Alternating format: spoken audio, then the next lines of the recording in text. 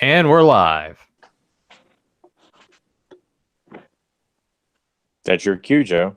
No, that's you. You're starting us off, remember? No, I thought you said you were starting off. I said you. I said Tyler will start us off. So you All want to right, come up well, with Joe's my checking his face. profile. All right, well, if you hadn't figured it out yet, this is Fans of Power. I don't know what episode it is, but it's a brand new episode, and that's all that matters at this point. Number So, 145.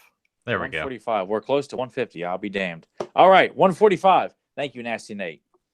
Yes, 145 Offensive Power. I'm Tyler Bake. Joe Amato was here, and our producer, Nathan Kennedy, will be joining us momentarily after he takes a big shit. He's gonna hate me for that one there. We're here to before this is our fan appreciation. We try to do this at least once a year. You know, if it does well, I mean, this one does well. Who said we couldn't do it a couple times a year? But this is our third fan appreciation episode, and we'll be getting into fan questions after we kind of discuss what the shenanigans were and goings-ons of the PowerCon that went on, or that's still currently going on, while me and Joe were sitting in our homes, in our caves of power, our He-Man caves, instead of hanging out and chewing the fat and discussing the wonders of He-Man with Danielle and Axel and Val and James and so on and so forth, and the many that. We'll definitely get into all that good stuff. But first, you're right. Let's say hello to some of the people that are in the chat room. We have Zen Tron, we have Adam Gabbert, we have Brad Collins, we have Zen Brown, and Kevin Sharp. And let me just scroll down just to make sure. Hey, Kevin's here. All right. Exactly. And also, we say birthday boy in the building for Zen Brown. Well, happy birthday. And also I want to say happy belated birthday to JSP, who usually joins us in the chat room as well. So his birthday was yesterday. So I guess, yeah, got some birthdays this weekend for PowerCon, huh? I like that. We're like the local news. We got to do our birthday shout outs for people joining us here on the podcast. That's happy birthday to both those guys. That's exactly. That's pretty cool. If we had food coupons, we'd send them to you. We'll see that on TV where it's like, Wendy's would like to say happy birthday to this person and this person. Yeah. And since you're part of the birthday club, you get a free Frosty. So, but no free Frosties or anything like that. But before we do get into all fan questions, like I said, this episode's all for you guys. So you can just post as many questions as you want in the chat room. We'll cover them all. We also have some questions from earlier. But we're just going to get into some of the PowerCon stuff because, wow, I tell you, whether there's things people loved or hated, you can't deny that they had something for almost every fan that you can imagine, meaning their little mega construct figures that they showed.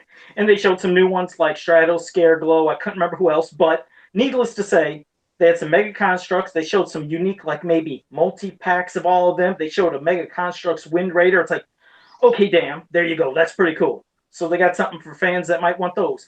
Then, out of nowhere, they showed Giants. And you remember Maddie releasing those Giants just a little while ago. Yeah, where they had, He-Man and Skeletor and Zodak. Well, now they're showing, it's like, well, the good thing is, some people absolutely hated the face sculpt on that He-Man for the Maddie Giant. Out of all the Giants, for some reason, his face was just off for that one that was, released years ago. Well, now they have one that looks exactly like the vintage head. And they're going to use that body to not only do He-Man, but do Prince Adam, do a Wonder Bread He-Man that has the black Zodak armor, to do a Faker, and also do a Slime Pit He-Man. And I'm not sure if I was missing any of them, but these are Giants. Now, all these things, of course, it's not like set in stone to where, bam, you are getting them. This is all stuff of where you got a hashtag Mattel, we want more Masters, we want more She-Ra, we want more of this, whatever. There's a lot of different hashtags. But they showed that. Then they showed more of the 12-inch dolls that they had, where they had, you remember they had She-Ra a few years ago. Well, now they showed Glimmer, they showed Catcher, they showed Evelyn, they showed the Sorceress, and they showed He-Man. Now, out of everybody that was shown, as at least what I've seen from a lot of posting groups, and including when I just seen stuff on my wall, everybody enjoyed the looks of the dolls, but they didn't really get much into He-Man because they like his loincloth, it's going to be actual fur. On his boots, it's going to be fur. But it's like I couldn't tell what direction they were going, meaning, okay, if this is a doll line and every one of the females has cloth and also has rooted hair, He-Man has sculpted hair, and it looks strange within the context of the line. And it's the one that people aren't really that pleased about. They love the looks of all the other dolls, but people are having issues with the design of He-Man. Again, these are concepts, they're not set in stone. I'm quickly, like I said, rambling, and then of course me and Tyler will discuss the stuff. But so they showed that as well. So they showed 3 different styles of stuff like that. Then here came I gotta get Super 7. The one thing I got a kick out of Super 7. Well, first they showed Eldor and Hero, and they showed them like how they would look on their package. And thank God they're gonna have the Power of Grayskull's packaging. So that's a super plus. But people have been saying about Eldor. They said, why does his head or his his hood look gigantic and his beard looks kind of pointed, like something looks strange? Again, I'm not there in person to really tell. I can't get the angles of it, but I'm sure hopefully before it's released, it'll look, hopefully perfect. And Hero, people have been questioning, will he have the gold chrome armor that he was supposed to have? Because that wasn't shown. I guess we'll find out.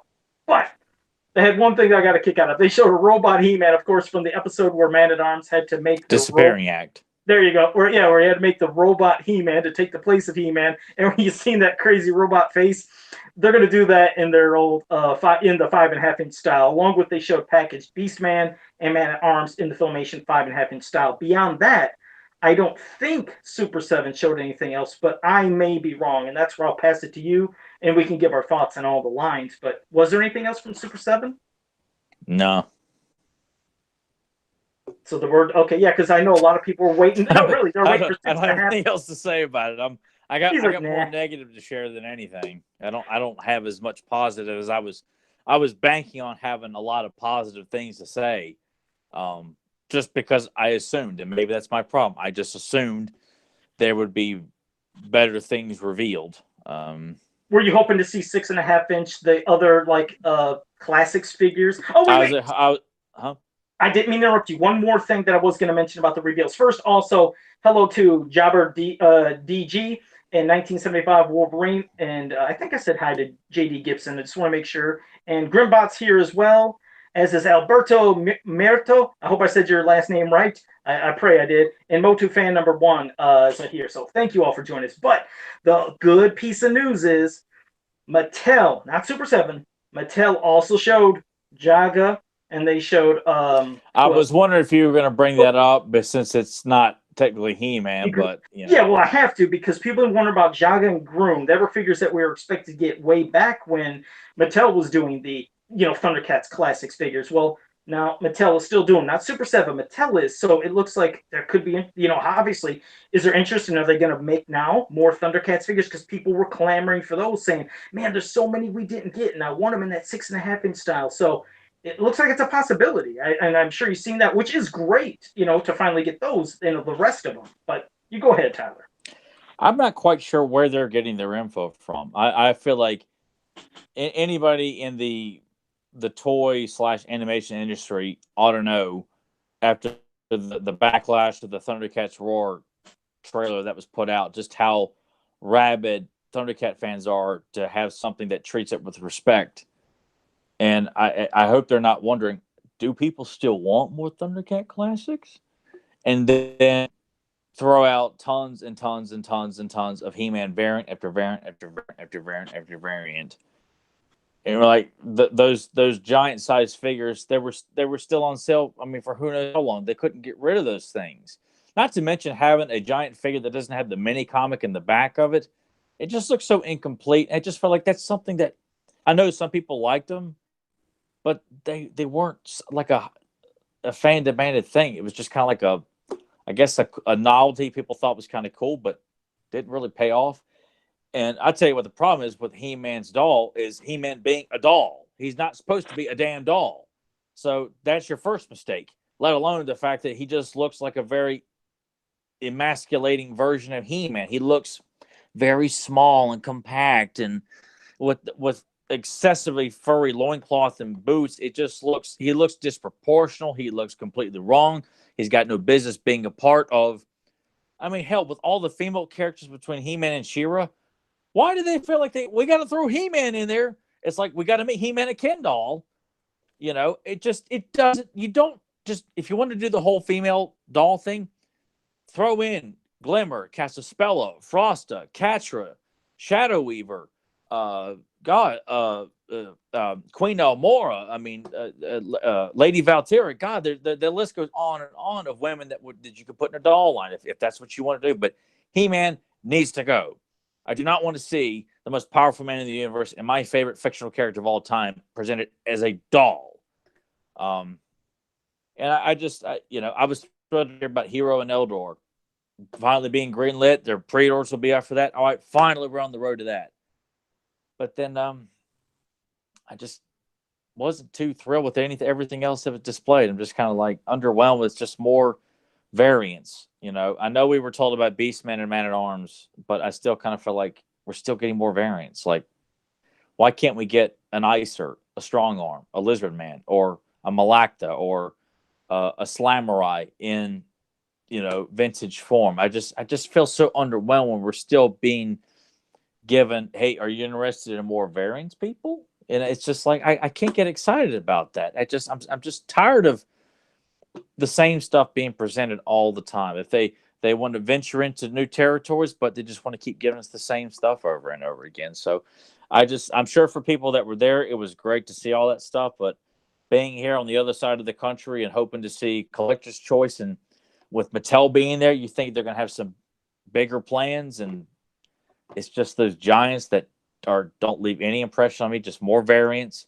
I hope to God they're not just going to finish with just Grun and Jaga, because I want Rotaro, I want the Berserkers, I want the Lunatacs, I want Pumara and Bengali and Pumara. I mean, not Chitara.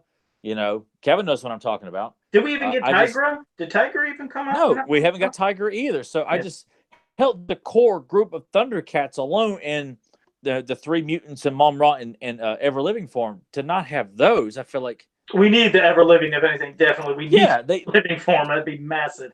Yeah, they can't. I really hope that's their way of saying, look, we're sorry we let it go. That was due to poor management on our part, due to some goof who decided, I don't want to do Thundercats anymore. We got to do more Hot Wheels and Barbies. Yeah, because I don't know all the behind the scenes stuff. I mean, first let me say hello to Fedmon, Jason Lafferty in the chat room as well. They joined us, and so did Delvis78 and He-Man World. Hey, I wonder who He-Man World is. But no, I have no idea. Maybe he's a captain of something.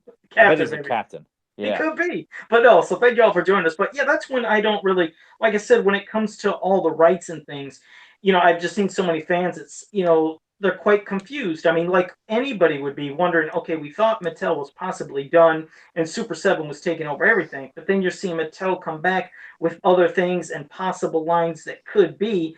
But then I don't know, what does that mean? It's like, do they only have the rights to do certain kind of variants? Well, remember like with Super 7, they couldn't do Thundercats because Warner Bros. Wanted too much money for the license to do Thundercats. So Super 7 just said, okay, we'll just stick with He-Man.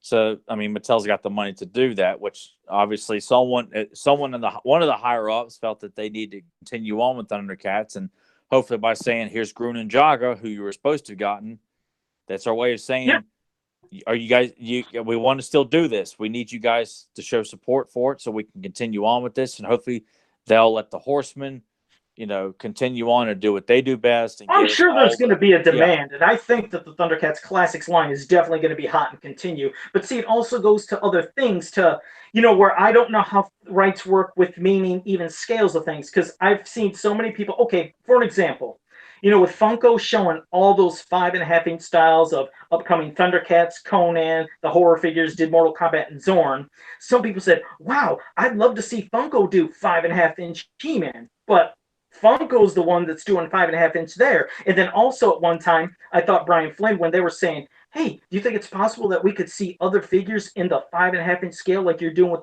the Filmation, He-Man figures? And he made it sound like we were hoping to get Thundercats, but somebody got it. So I'm thinking, does he mean because of Funko? Maybe. See, that's when I don't know. I mean, can certain companies only have basically the rights of making certain scales? Or was he referring to, and he couldn't let it out of the bag, of saying, well, Mattel's going to be making 6.5. Maybe that's the case. Maybe that's the case, because I'd imagine Warner Brothers does a separate license for Funko to do the 5.5, and then a separate license to Mattel to do the classic style, because they're two different size figures, two different figures altogether. Yeah, it's like mind blowing.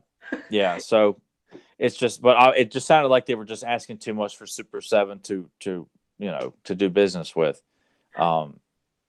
Do you think there's a possibility, hypothetically, again, now we know at one time with all the Maddie exclusives, remember that was an online, set of figures that you could get, you couldn't buy at the stores. I'm just wondering though, with Mattel, like let's hypothetically say that they did get the green light and they started doing the Giants, and also those Mm. dolls, and also those maybe some 5.5 inch figures for themselves if they wanted, because they teased with smaller ones of those. Would those maybe go to retail, and also would it mean a cheaper price because we knew we were paying a higher price for the online exclusive because it was just that it was exclusives, but by taking it to retail, could it lower it just like other companies have a kind of cheaper set of prices at the stores compared to online? Since it could be mass produced. That's what I mean. I mean, God forbid, there's no way I would want to walk into the store, see all those Giants and pay 75, 75, 75. Like, dear God, I remember they popped up at GameStop, I think, when they started getting clearanced out, and they were 20 or 25 bucks. Something like that could maybe invite people more in to buy, but those prices of 75, I think they'd be too scary for people to want to keep going. And plus, I just couldn't picture having a new line dedicated to hypothetically 20 to 50 Giants. I mean, looking back, there's no room. Could you picture anybody having 50 of these Giant figures? Well, yeah, and not to mention nothing but variants. It's all variants. We're not getting Spike or Clamp Champ or Blade or Clawful or Jitsu. It's just advertising a bunch of He-Mans. And I'm not interested in a Slime Pit He-Man. I don't need another Anti-Attorney He-Man. I don't need a Giant Prince Adam. I'm not that I'm saying to take that option away from fans. I just kind of feel like you feel like you want something new or different, a new character. Give us something else, I just feel like, look, they tried that card. It wasn't a giant success because, you just said, they had to dump the things. They were still lingering around on Matty Collector until the site closed down. It clearly looked like they just weren't a big set because the price point was too much. They're big items. It's almost like you could get maybe one character or two characters, something like. I don't know. I just felt it's just like be more of stuff that just wasn't a hot item when it was presented the first time. Like, I'm sure people thought it was cool, but not cool enough to collect. And to just like, see that. You're right. Even the same thing with that Giant. With the She-Ra doll, which was freaking awesome with all the different interchangeable stuff she had. But when she was first shown, it was as a San Diego Comic-Con exclusive. Again, I think $75. Then they ended up with like over 1,000 to close to 2,000 overstock of her. What did they do? They put her at clearance on the Matty website for like $25 or something. Then people were snatching them up. Again, that line it looks cool, but I think you'd have to put that in retail. And if you put them at the price of 20 to 25 bucks, and if, let's say, even the highest degree 30, they could probably sell those pretty well. But if they were to say, okay, you're going to get Catcher, and now you're going to get Natasha and all these, and they're 75 bucks, that's a lot of money. I think it's all going to come to the price, and if these things are retail or if they're online or what they're doing with them. Yeah, if they're going to do it, they can't expect to just gouge fans because assume that all He-Man fans have got endless deep wallets packed with cash that just charge whatever you want. We're all foolish and throw whatever, we'll throw anything you want at us. It's just, if that hadn't shown you before that these items, they may look cool, but they're not practical, and the prices they aren't helping. So I'm hoping if they're going to push through with it, they're going to make it worthwhile for fans to feel like they can feel comfortable enough to support something like that, and it not just fail, and then Mattel continues to look, well, I guess these fans just aren't as hardcore as we thought. They don't want to buy our giant He-Man figures and our dolls. Well, can the line, put it in the vault. We'll go back. We'll bring Max Steel back or something like that. I really hope that they're not just assuming that this, Barbie / we can't do anything unless it's the same mold over and over again mentality. It worked so well for them in the 80s. I just hope they will continue to not think that if it ain't a variant, we can't sell it. I just feel like Mattel has carried that mentality for so long with a lot of the toys. Not all of them, but they really push the variants. Of course, that's a common practice with all toy lines. But man, sometimes I just feel like Mattel really pushes it hard. Yeah, again, I would love to know more of all the behind-the-scenes stuff and legal issues of why they do things. But like I said, I commend them at least for they showed up and they gave you a lot of different scales of things that possibly, with fan interest, could happen. And again, they might not even happen at all. But it was just different for the eyes. Like I said, seeing so many different scales from Mega Constructs to the Giants, the dolls, the 5.5-inch stuff from Super 7. There was quite a variety of things. But I guess, again, we'll see how it goes with what fans think when they say we want this, hashtag whatever it may be they want. But again, has to be a good price point, And if it was at retail, you might have a good chance of selling a lot. Maybe it could lead to bigger and better things, possibly. So, Well, yeah, and I will say this: if everything that I was, against tonight is that sold at a decent price point sells well, then you know what, I got no complaints. But I felt like with a lot of stuff, like you said too, was all sold too high. They couldn't get rid of it, and here they are again.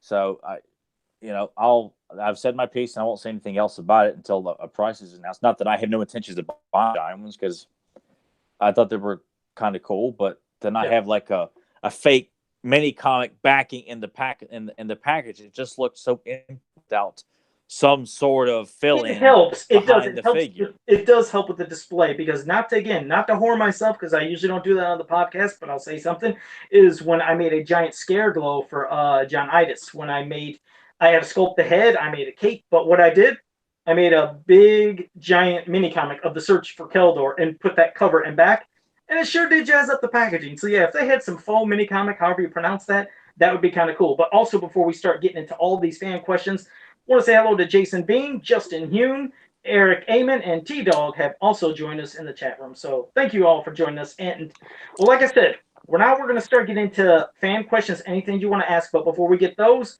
we might have somebody who records a show for us join us as well. And plus, we had some online questions that we had from Facebook that we'll do first, and then we'll get to yours. But maybe, Nathan, would you like to join us for the fan part of the show? Yeah. Hello. I'm here. All right. Goodbye. That was good enough. Get off the show. All right. Well, see you guys later. It's been a lot of fun. Brilliant. Where does he come up with these cute questions and answers? Exactly. So, all right. Well, Tyler, why don't you start off with one of the questions you received from who it was, what it was, and we can cover that. I got two from Dell Short, and I can just throw them out to you both. Dell wanted to know what kind of archetypes that we have yet to see in Master of the Universe. Like kinds of characters, like for me, he mentions like centaurs or a giant of some kind, and also who'd win in a fight between Merman and the tiger sharks. Okay, well, to cover the first one, I've always said it, and I'll say it again. I just think some kind of gargoyle-looking warrior would look so damn cool within, maybe an ability you could hide within, some of the stone structures and then come out to be then, alive. I don't know, a gargoyle. There's a lot of different options, but I don't know, a gargoyle always seemed to attract me after. I think Chris Pacone did an amazing gargoyle concept years ago that looked freaking amazing. And after he did that, it's really stuck in my head. I think that's why I haven't even done a custom of one. It's like of course, nobody owns the rights to gargoyle designs, but I always felt like, man, if I make a gargoyle, I feel like I'd be copying Chris's design. So that's why I actually haven't done one, believe it or not. But a gargoyle would be kind of cool.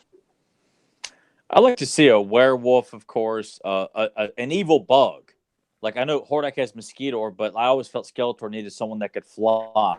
So I almost feel like an evil counterpart to Buzz-Off, like an actual fly, kind of like, and not, kind of like Baxter Stockman or Jeff Goldblum's fly. Yeah. A very gross, gangly fly, that flies around and does spy work It's and funny surveillance you say for that. Skeletor.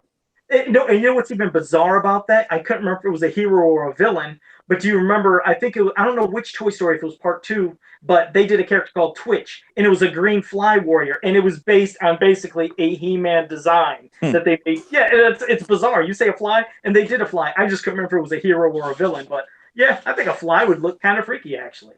Yeah, I just kind of felt like Skeletor just someone that would fly for him. Now, granted, I mean, there's a different concepts. You could do a bat character, like a flat out actual bat, but I think a bug, like some sort of, which I know there's in the hero Bible, I think for like the new villains and stuff like that, there was a bug eye or something like that. There I think there was a concept for an evil bug character, but one that would fly and that would be like like how Jitsu and Fitzu are. This guy would be like an evil warrior to Buzz-Off, and kind of setting a rivalry. I agree, because I used to say it too. I was like, man, I never realized. I mean, we have Stratos, we have Buzz-Off, the heroes that can fly. I was like, Skeletor doesn't have an evil flying warrior. I used to think of that as a kid all the time. I was like, nobody flies. It sucks, but oh yeah, that would be good. And real quick, the next question that you said, where it'd be Merman against a tiger shark. That's where he said Merman against the tiger sharks, which I'm assuming I don't know if he meant all the villains or all the heroes or or what, but I'm always going to pick a He-Man character over any other crossover, just because He-Man's at the top of the mountain. He's like the Shao Kahn on the Mortal Kombat ladder. Like, that's the top of the mountain. And Merman, in my eyes, would defeat all the villains of Tiger Sharks, all the heroes of Tiger Sharks.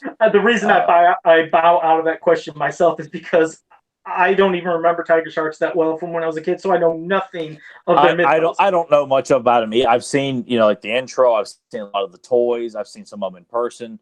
I mean, they're awesome. It's an awesome looking cartoon and great looking toys, but not to say that it wouldn't be a great fight. But I'm always going to pick Merman just because, he's the evil ocean warlord, master of the sea. So therefore, in my eyes, he would be triumphant no matter what. Okay. Yeah. Yeah, because I, again, have no clue.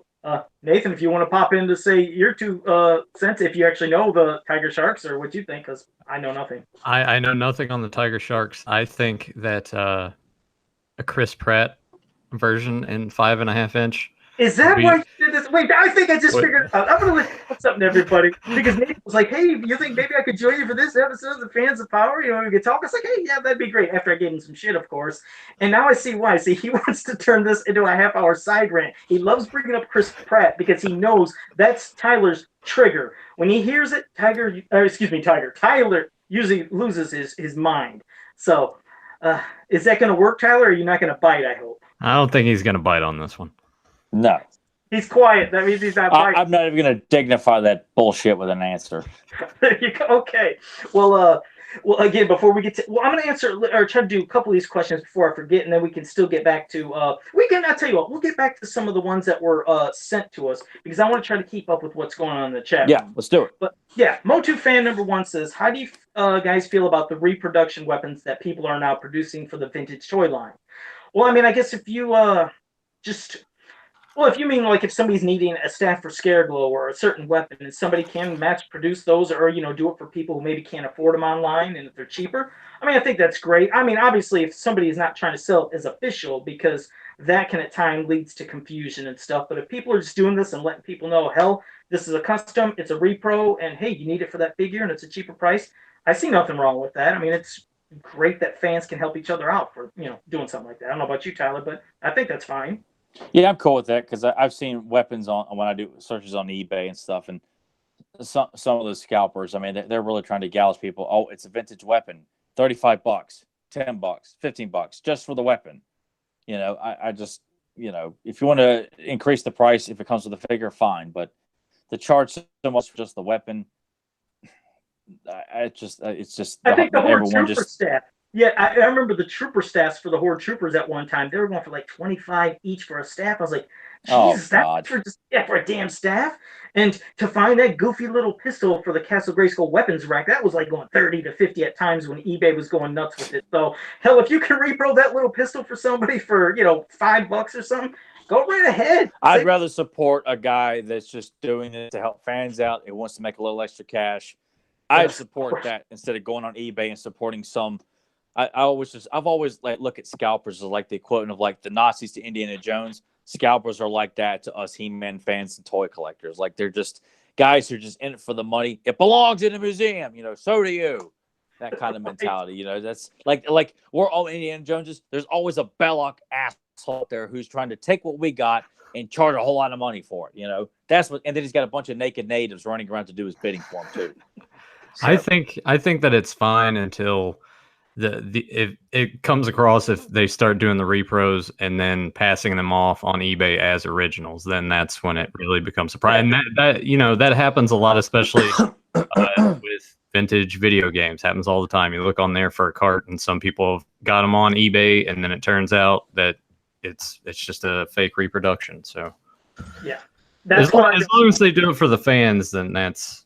No, and it's true, and that's even the case half the time with customs. There was a time when somebody made a beautiful looking vintage Shadow Weaver and put it on a custom carded vintage Masters of the Universe card back. And this was, early on in the days of eBay and the internet, and some people were thinking, I didn't know Shadow Weaver came out, and they would bid on this thing and go up to $800, $900, and this person nowhere in the listing ever said this was a custom or put a logo on a custom card. Somebody was calling them out on eBay saying, that's not real. This is a custom. You should, tell people that's misleading.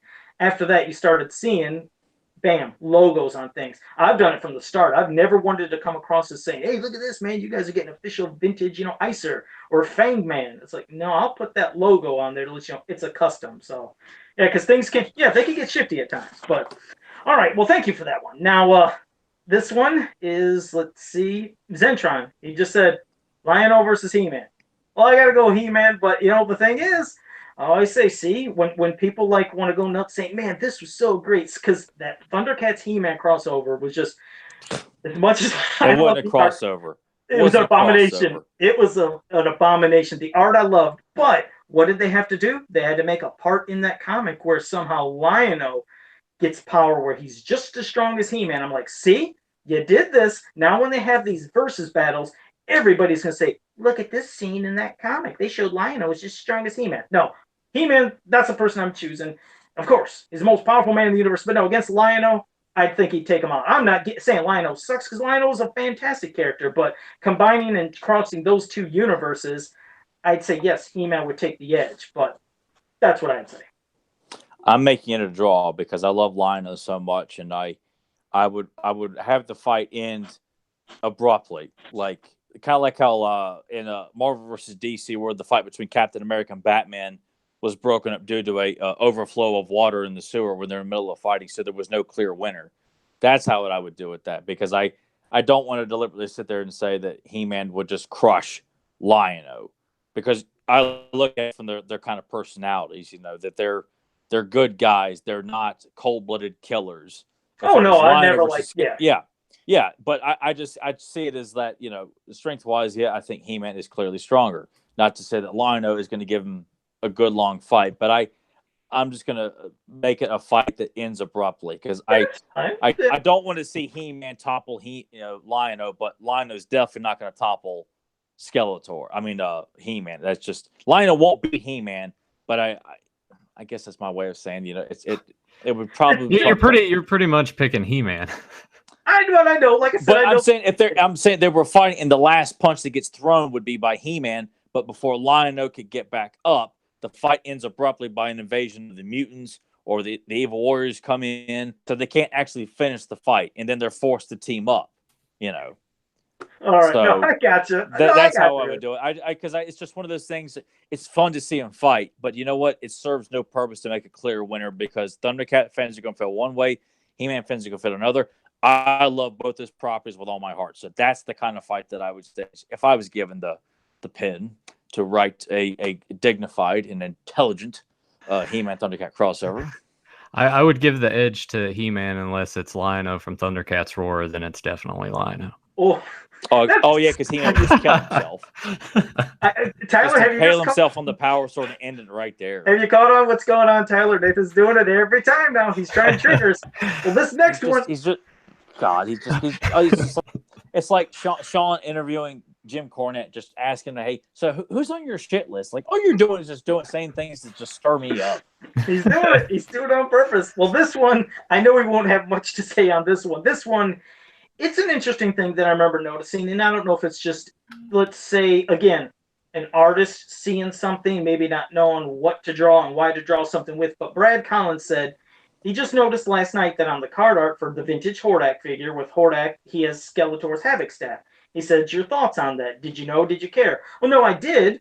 And no, I kind of care, because I always think, well, that's weird. What the hell is Hordak doing with Skeletor's Havoc staff? And did he give it to him? As a kid, your mind does kind of race, because I'm like confused. I do remember seeing that, and I always wondered, why does he have that? Because it's not like he gave it to him or it was his weapon. Not in any of the canons we've seen in the cartoon or any of the comics we read, at least, unless my memory is fuzzy. But I thought it was cool, at least for card art, cool. But yeah, maybe it was just the artist just getting a bunch of figures, and maybe he, for some reason, had the Havoc staff. I don't know. I think it tends to be at least the biggest reason, with all the inconsistencies that we see in the various types of canons and media, where the artists are just given a pile of toys. They don't know what goes with what or who goes with what faction. Yeah. So just draw it in there. But I'm sure we could turn that into a story where, the Havoc staff was really the prize of Hordak, and bestowed it upon his apprentice, who would then turn on him, take the Havoc staff, and go to Eternia. So in that depiction, I took it as like Hordak shows up to Snake Mountain, knocks Skeletor on his ass, grabs the Havoc staff, and decides we're going to go conquer Grayskull. And there you go. Like that other weird, like that one weapon, I thought it was shown in possibly early sketch art, and it was also on the cover of Hordak the Ruthless Leader's Revenge or whatever. Was that weird coily snake yeah, thing? that bat. Yeah, that's in the concept drawing too. Yeah. So I like that. I like that somebody seen that from the concept and used it for that cover. So that was cool. But well, yeah, thank you, Brad. Thank you for that. Yeah, hold on. You'll be joining in here in a second, Nathan. Here's one from Adam. I'm reading the chat and I'm just like, yeah, this is great. Yeah, exactly. Because I know I can get a smart ass answer probably coming up right here. Adam Gabbert said, Leonardo versus He-Man. Yeah, He-Man's gonna punch the turtle. Yeah, I'm sorry, Leo. Leo's my favorite turtle, but He-Man's gonna, make well, that. Leo is the worst turtle, so I'm sure Raph would have to jump in to like help him take on He-Man. No, Raph's anger would just have him so mad that He-Man would just step out of the way and Raph runs headfirst into a rock. In terms of sword fight, though, I will say that Leo would put up an excellent fight just in terms of sword fighting, because Leo is, one of the best sword fighters, and I think that would make it an interesting fight. But of course, He-Man would win strictly on strength. But I think he would give He-Man a good sword fight, though. All right. It wouldn't be a squash match like some people would want to just, say, oh, no contest. Like, no. Let's have some fun with this there. They're both swordsmen. Yeah, I mean, when they're in the world of fantasy, you got to, of course, create It would be like Inigo and Wesley and the Princess Bride. They put up one hell of a sword fight. You just want to go back and rewatch over and over and over again. That's the kind of sword fight we'd get. Yeah. Not Raph just decided to jump in there and be angry and say, I'm the best of the best because Nathan says so.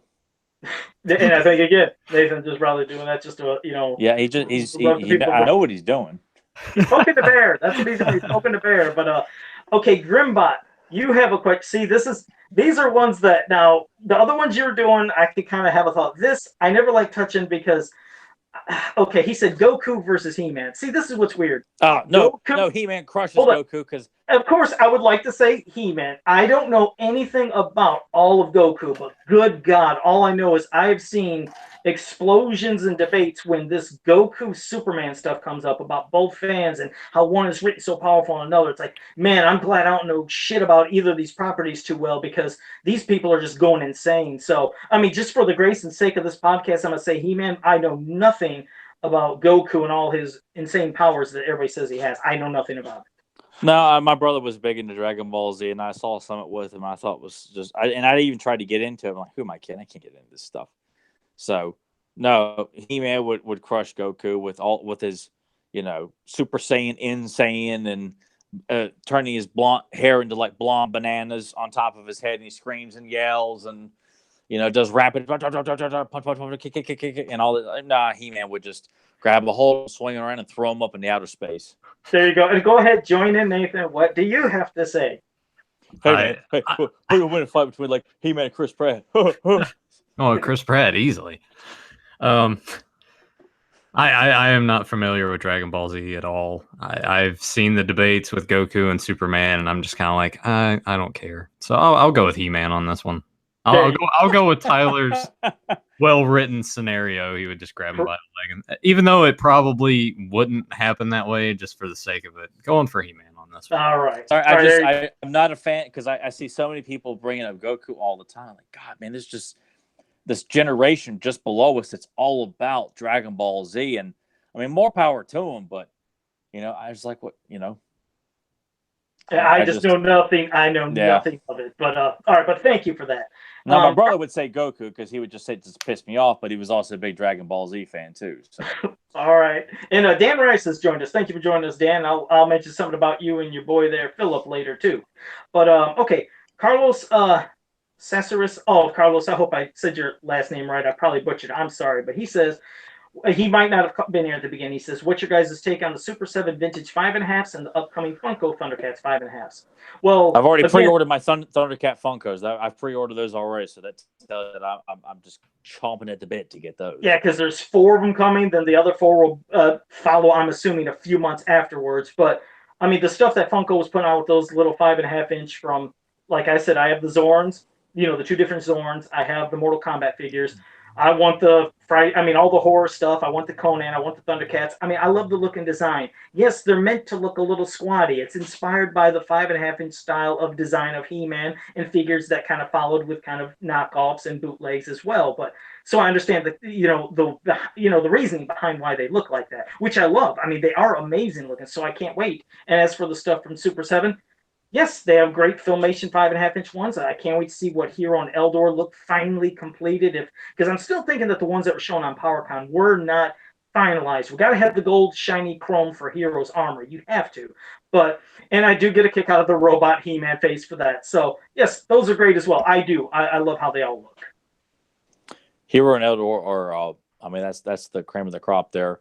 I didn't mind the He-Man, ironically enough, the robot variant based on Disappearing Act, but I'm burnt out. I'm just saying, like, we've got Filmation and Classics. Now we got to get Filmation and Vintage style. Like, I can't get excited over more variants of characters we've already gotten. So I would love a vintage Lord mask, an official vintage Lord mask. And that makes, to me, I just kind of feel like that makes sense because we didn't have Lord mask, but we've already got Taylor, we've got Minerals, we've got Beastman. I don't really need to have them in Filmation form. I almost felt like those first 4 figures we got that are Filmation nods was like a way of kickstarting the interest of doing a new vintage stuff. line. Yeah. So if that did well, all right, now we're going to give you Slammerite and the Snake Trooper and Hot Shot and Lord Grasp and other characters, not and just Strobo, which you were supposed to get Strobo. Yeah, Strobo, but no, we're getting another Beastman, another Man-at-Arms, another Tila, another He-Man variant. It's still more of the same. That's why I'm like, it's like a cheap bottle rocket. There's no excitement there. I'm not trying to downplay anybody's interest. I just feel like I can't get excited over stuff we've already got. No, I know, and I completely understand. And did you want to say anything, Nathan?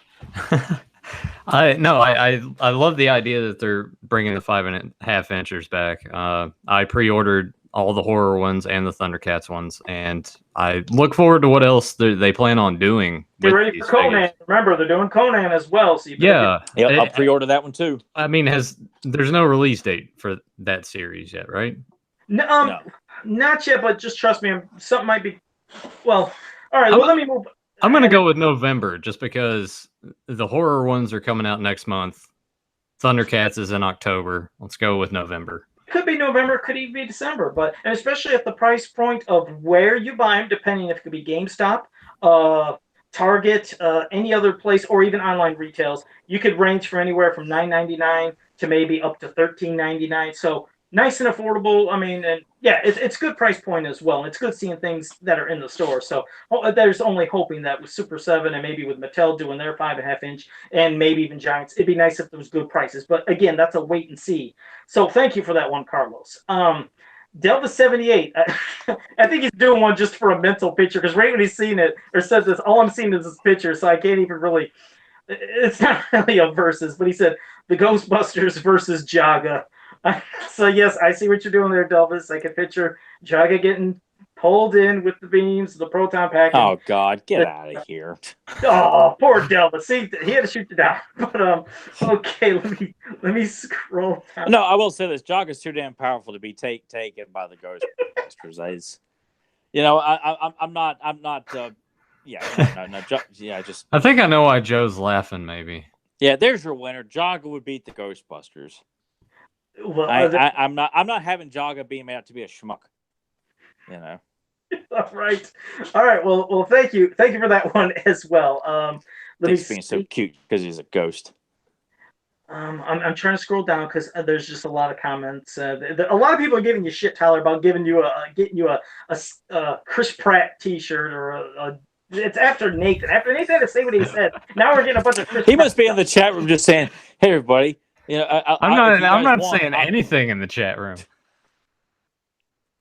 But there's like breaking news. Chris Pratt's sending Tyler some tank tops.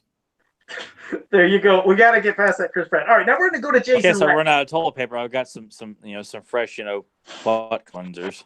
Well, hey, and Dan Rice said he just watched The Princess Bride this morning with the boys. It's a great movie, Dan. So I'm glad you got the kids watching that because Princess Bride, good ass movie.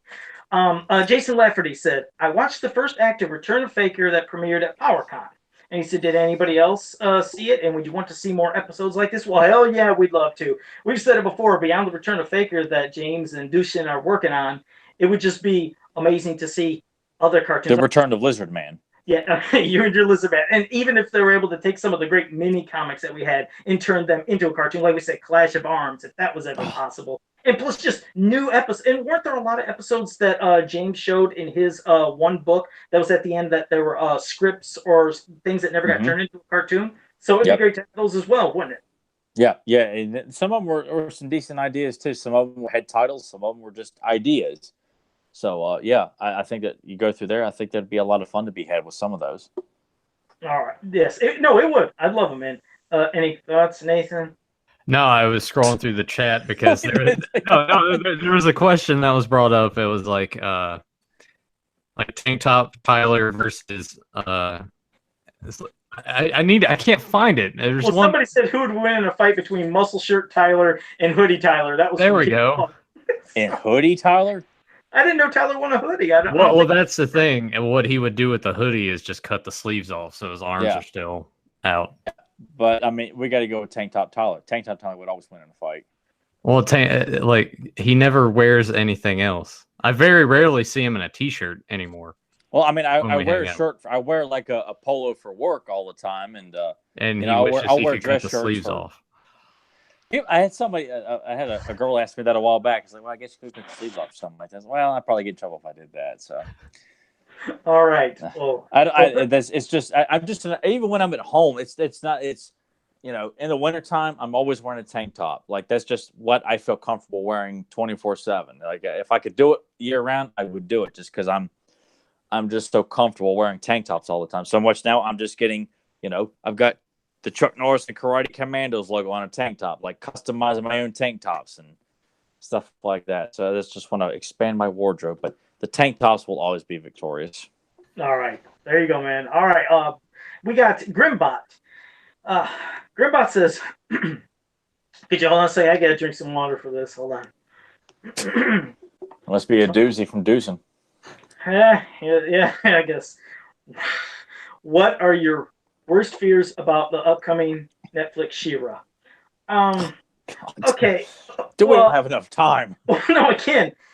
Remember, we've said it before, and they've also said it, the people making it. They like to stress, they say, it's for a new generation, not meant for us. Even though that's a way of saying, hey, all you, man-childs, right here, buddy. Which I never like hearing when they always say it's not for you, it's for somebody else. Well, I mean, it is definitely a younger looking and versions of all the characters in general. The worst fear is, hypothetically, let's say it bombed and it got a lot of negative feedback and people didn't like it, and then they would want to take it out on saying, see, She-Ra would not work for fans these days because this cartoon just proved it. That's what would get me upset. It's like, no, this is a new direction and it's a younger version for a new group of fans. Don't say that just because hypothetically if it failed, because I'm hoping it succeeds and could bring back a new She-Ra, a new He-Man, and more merchandising and promotion for this property that we've kept alive for 30 years. So I would hope it would succeed. But if it fails, what scares me is then people would say, we had a shot with She-Ra, no more She-Ra. Oh, and He-Man, since he's connected, screw He-Man too. That's the stuff that scares me, is that if it had failed, it would reflect on everything that's ever existed, which it shouldn't. It shouldn't reflect that way. So, I mean, I hope it succeeds just so things could build up and generate and bring things back in the limelight and maybe more versions, different She-Ra and He-Man. But again, I don't know. That's just kind of a thought without me going too rambling, but I would just hate for a failure to reflect on everything that we've had. That's because studios that make a really crappy superhero film, they'll keep the rights and try it again. I mean, Batman has had its fair share of flops. So is Superman and various other superheroes, but they continue to all right, let's try it again. Let's try it again. This time, we'll get a new director, new actor, new story, whatever.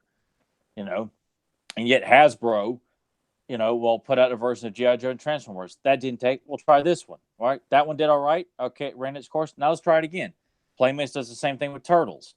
Of course, this one will die a slow or a fast but very painful death. So that one we could be over with, and they'll say, okay, well, that was a mistake. But with the new She-Ra cartoon, I part of me doesn't want it to succeed because it's saying that this new really uninspired, lazy looking, just flat out ugly, and what looks to be a very teeny bop approach, as opposed to writing the characters like adult women and adult men dealing with the stress of a dictator. You know, they'll probably have like She-Ra going through a teeny bop problems and characters being, not stuff that, you know what, watch the old cartoon. They're not dealing with, oh, Bo would ask me to the social.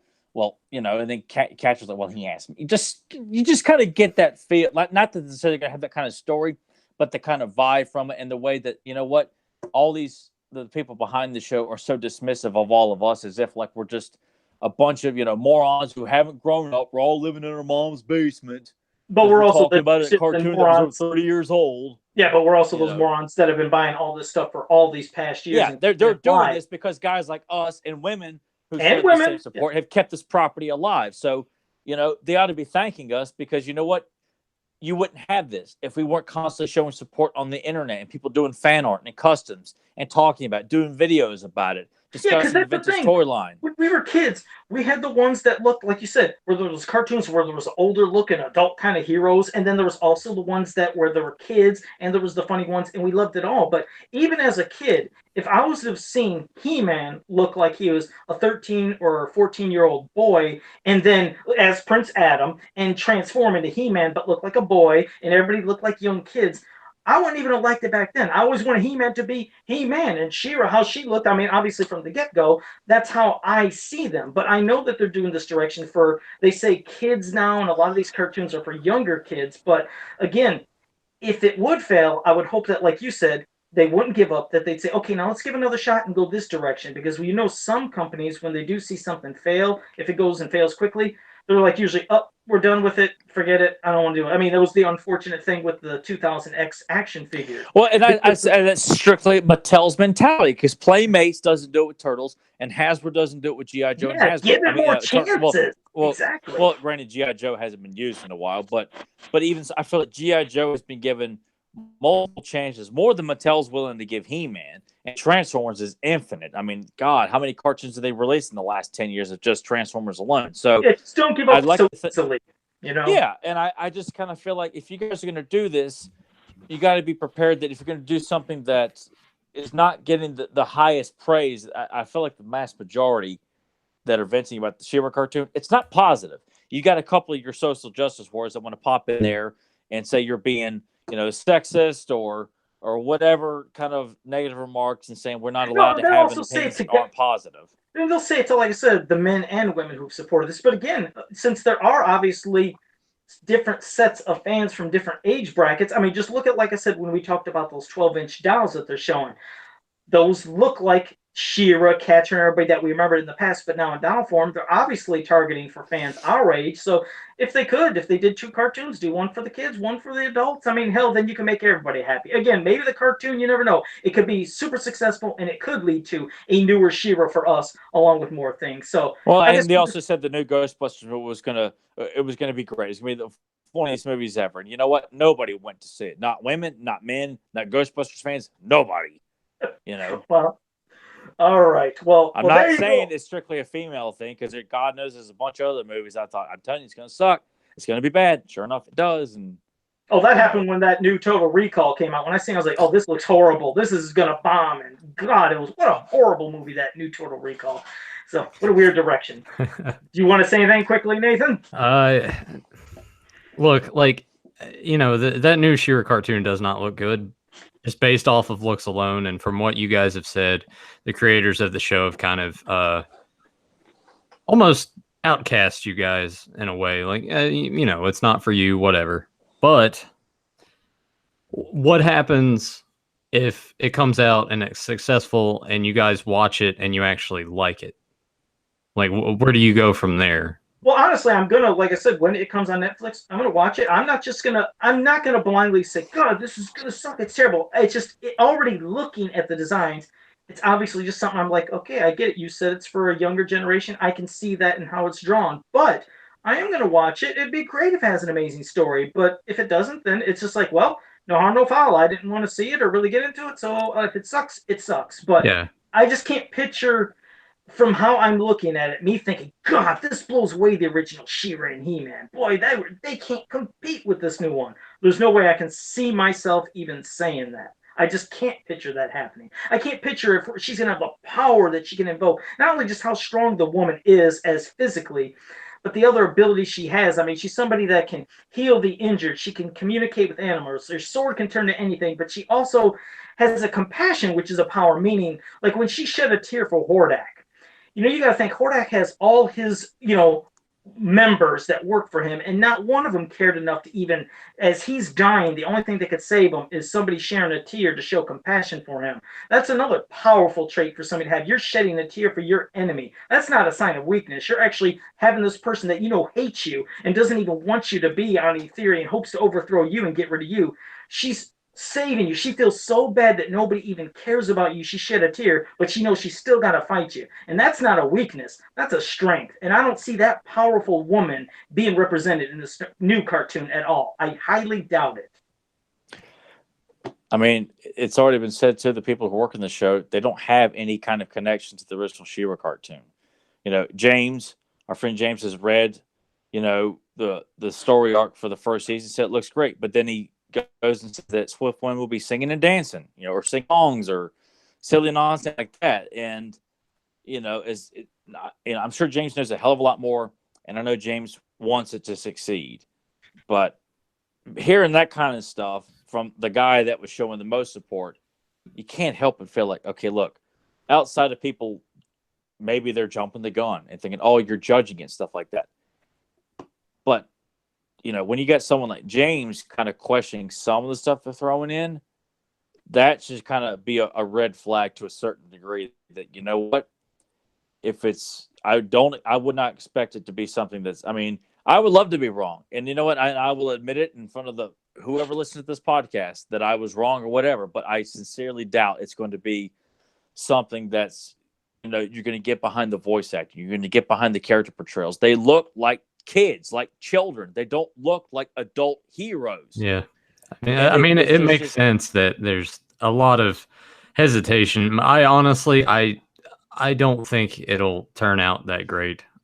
Kids might eat it up, but as far as the hardcore fans that have spent years and years keeping this property alive, I don't think the majority of them will enjoy it as much. It may differ for them if they have their own kids and their kids really get into it. Then it's sort of like that passing of the torch thing. Sure, but, that makes sense. Joe, in regards to your fear of it kind of messing up everything, I don't think that would happen if it didn't succeed. I would just hope not. It's just like you said, Tyler sometimes said that, companies that when they see a failure, they quickly think, forget it, we're done right now. We'll try in another 15 or 20 years. I would hope I would be wrong, but but that's Mattel. They're not willing to, okay, what went wrong here? We know there's a demand for this. Yeah. We know we can make money from it, but why are we so quick? Oh, scrap that. It's just like 2000X all over again. And that's Hasbro and Playmates are not afraid to pull the trigger on properties that, they clearly know there's a massive market with adult collectors, because you go to Walmart's now, there's a lot of stuff for adult collectors just in the aisles of Walmart and Target. So clearly, if you're a smart businessman and working for these massive toy companies, you ought to know by now that, the kids are fighting over aisle space with the adults as well. So to continue to neglect items that cost more and your demographic that can pay more, it's just like, oh, you guys don't matter. We're more about like the mindless ice cubes and just throwing crap at them and hoping that they'll take to it. And I'll be honest, I see more of us in the toy aisles than even kids these days. For the past 5 years, I do. I rarely see kids going to toys. It's always somebody that's in their late teens, early 20s, our age. We're always there. We're grabbing up the figures we want, looking through, seeing. It's like, that's where I see most of the collectors. But, well, that's that. We could spend a whole damn podcast talking about that. But this next question from Brad Collins, this one is one that, again, Brad, Tyler's the only one that's going to be answering this, but I don't know where legal things can get into it. That's why this can be tricky. But he said, just touching on Tyler's mini comics again, wondering if Tyler or his artist had considered a subscription type setup like Super 7, so you guys have the funds and can have the freedom to make, say, 2 or 3 more like mini comics. I'll pass it to you, Tyler. I have nothing that I can say on that. that really comes down to Cars, because Cars is the one who's putting the money into print books, and using his time, because I know money is issue when you're trying to do this, because this is all him. I'm getting nothing from this. I told him when we did this, he keeps all the money. If there's an interest for it, and that's something he's not aware, and to a certain degree, I don't know the demand either, because when I post stuff, it doesn't get as much a reaction as I'm thinking it will. Sorry for laughing. I'm just thinking about all Joe's post. Continue. Oh, no worries. But obviously there was a demand for the Leech comic, because after I had completed all my copies, I would get hit up by people who either hadn't received their book or wanted to know if there were any more copies. So there was a demand. I gave away all the copies I had. Carson has sent me a new assortment of the Leech books. So when I get those, if you would like them, I'd like to make sure that Carson gets money for them.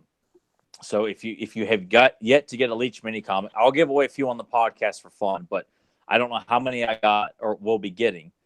So if you want some, I need to make sure that if you could purchase some, Carson, he sends me your address and I will personally send it to you. I'll take care of all that myself. Hey, touching on one quick thing for Tyler, just to let people know, Tyler is making $0 from this. He did not ask for any money for anything that's being made. All the money that was, let's say, used for any of the purchases just went to Carson, who's creating and put his time to create the art, print the stuff out.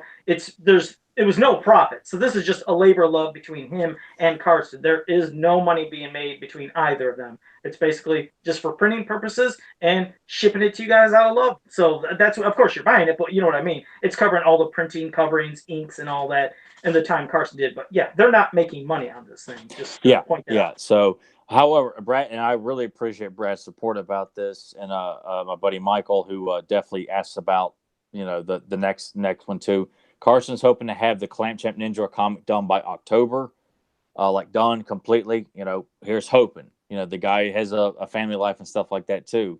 And I heard from him today as well. And you want to hear one other thing? I was going to say for Tyler. Just Tyler at one time when he did that Leech comic said, "Joe, would you like a copy?" And I said no. And he was like, "Come on!" He's like, and it just really buried me right there. And I did. I said that quickly. I said, I want as much money as you. I mean, I want you guys to get the money to make sure I can cut all those costs as possible. I don't want no freebies. So it's how I was like, "Oh, come on!" He's like, "I'll send it to you." But so I've never even read, I think, that Leech mini comic except from the images where he took pictures of it. That's how I was able to read it, but I don't have a physical copy. I could see Joe's like, Tyler, can you just take pictures of it and send it to me, please? Yeah, because even though I guess I could have said, well, Joe, you can actually give me money for it if that'd make you feel better about it, but he didn't offer money and instead even refused it for free. So it really just, Joe's twisted soul was just really just giving me nothing to work with here.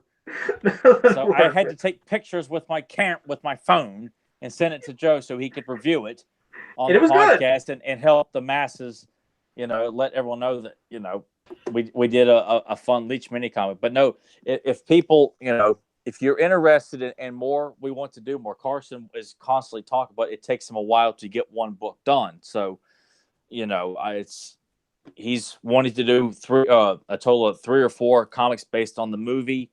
There's a bunch of other stories I'd like to do as well, but if there's a demand for that, absolutely we'd be open to doing a pre-order kind of thing or a sub of some kind. But we just need to know that there's an interest there, and it's hard to market it. You can put in all the He-Man Facebook pages that you can imagine, but not everybody takes to it, and so you don't really know until like 3 months later when someone else comes along and says, "Hey, you still got any more of those Leech comics?"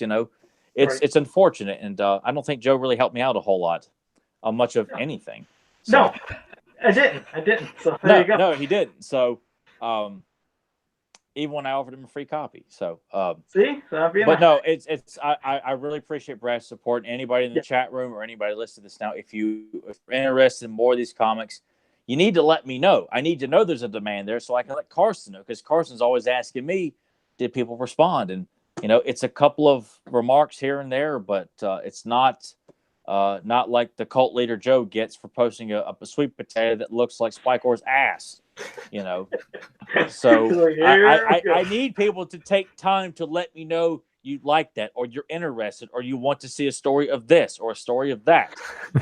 If you can comment about Abnormal Produce by Joe Amato, I need you to comment that you're interested in reputable stories about characters or mini comics that were botched the first time around, and letting me and Carson give something that we think that you would find entertaining here. So that's all we need, is to show your support, that you want more of these, and that we can keep doing them. Awesome.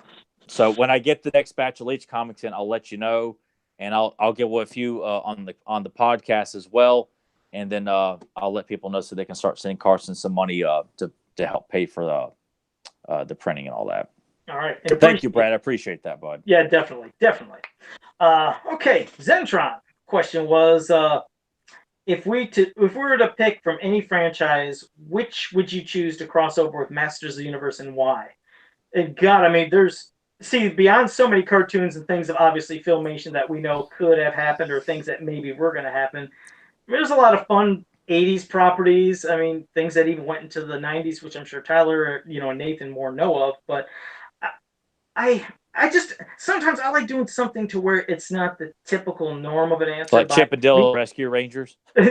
God, or just I'm gonna say like, hey, I would like for in like the Thundercats in cartoon form, or Transformers, or GI Joe. It's like, I think of things that I wanted more of, like such a short-lived series, such a short-lived toy line was Sectars. It was so bizarre, these gangly kind of creatures, fantasy-looking, that I think had 5 episodes of a cartoon. I think it was 5. I don't even know if it was slightly more. It was less than 10 episodes. Yeah, it was a very short-run cartoon, but it was the only other toy line back then that I used to collect, because even though they were quite bigger in size, maybe had an inch or inch and a half height advantage over Masters and a little more articulation, they felt so damn fantasy. I was all about the fantasy and of course technology and magic and all that, and it was a good blend. I used to always have Zodak.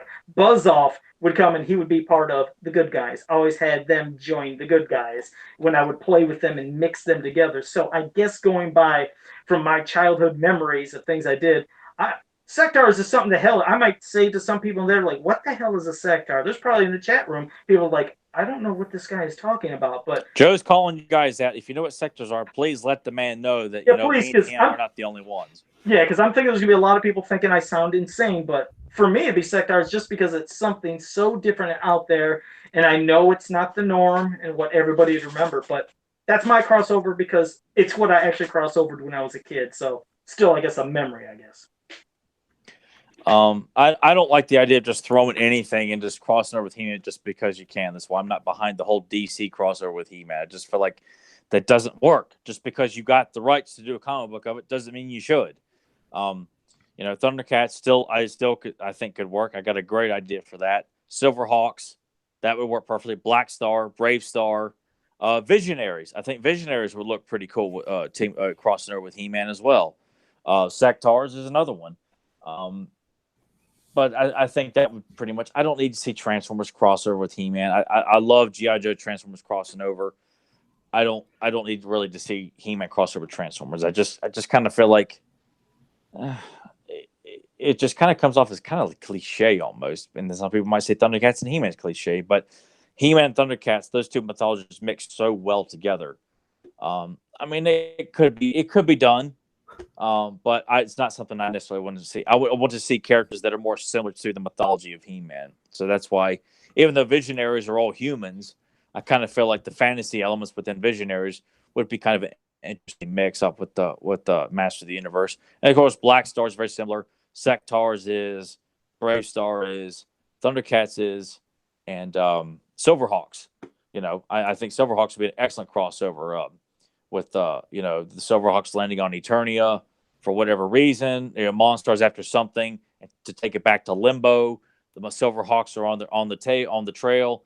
That would be a lot of fun to be had with Skeletor making an alliance with Monstar and getting Molecular and Buzzsaw into the mix, and Windhammer, and I mean, it would be awesome. I'd have a field day with a crossover like that. No, and it would be awesome. And also, Fedmon did want to mention in the chat room said Sectars did have 5 episodes. So I guess I did remember that, and 8 comic issues for Marvel. So well, thanks for popping up to let us know that, definitely. And everybody in the chat room, I hope you know Tyler on Facebook. If you don't, try to find it. But yes, send him messages because Tyler, you're having people that are quite interested in wanting more of the mini comics. So just send him a message. That's what I need to hear. Anytime I post stuff, it's like, God, man, Joe makes me look like just a dork.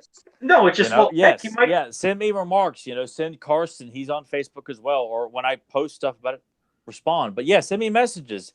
Any kind of support you have, that's what I need to know. So that way I can let Carson, because Carson has no idea on the support that it's all like I try to tell him something, but I need people to be vocal about it. Let me know you want to see a Festo Jitsu story, or that you want more. So if we don't have that, we don't have that kind of we just need that extra push. So definitely message. Well, how about this, Tyler? If you're okay with it, in the description below when the show is done, I can put your email address in there just for this episode. That way, these guys can email you and contact you and let you know, like, hey, I would like some mini comics. Yes. Yeah. Etc. Email me. That'd be great. Nathan put that in there. Facebook Messenger. I respond to that pretty quickly. Or just post on my wall. I don't know. I only use Facebook. I don't use Twitter or Instagram or any stuff because try to get them with Facebook or the email. That's definitely the way. And I'm simplistic in that manner.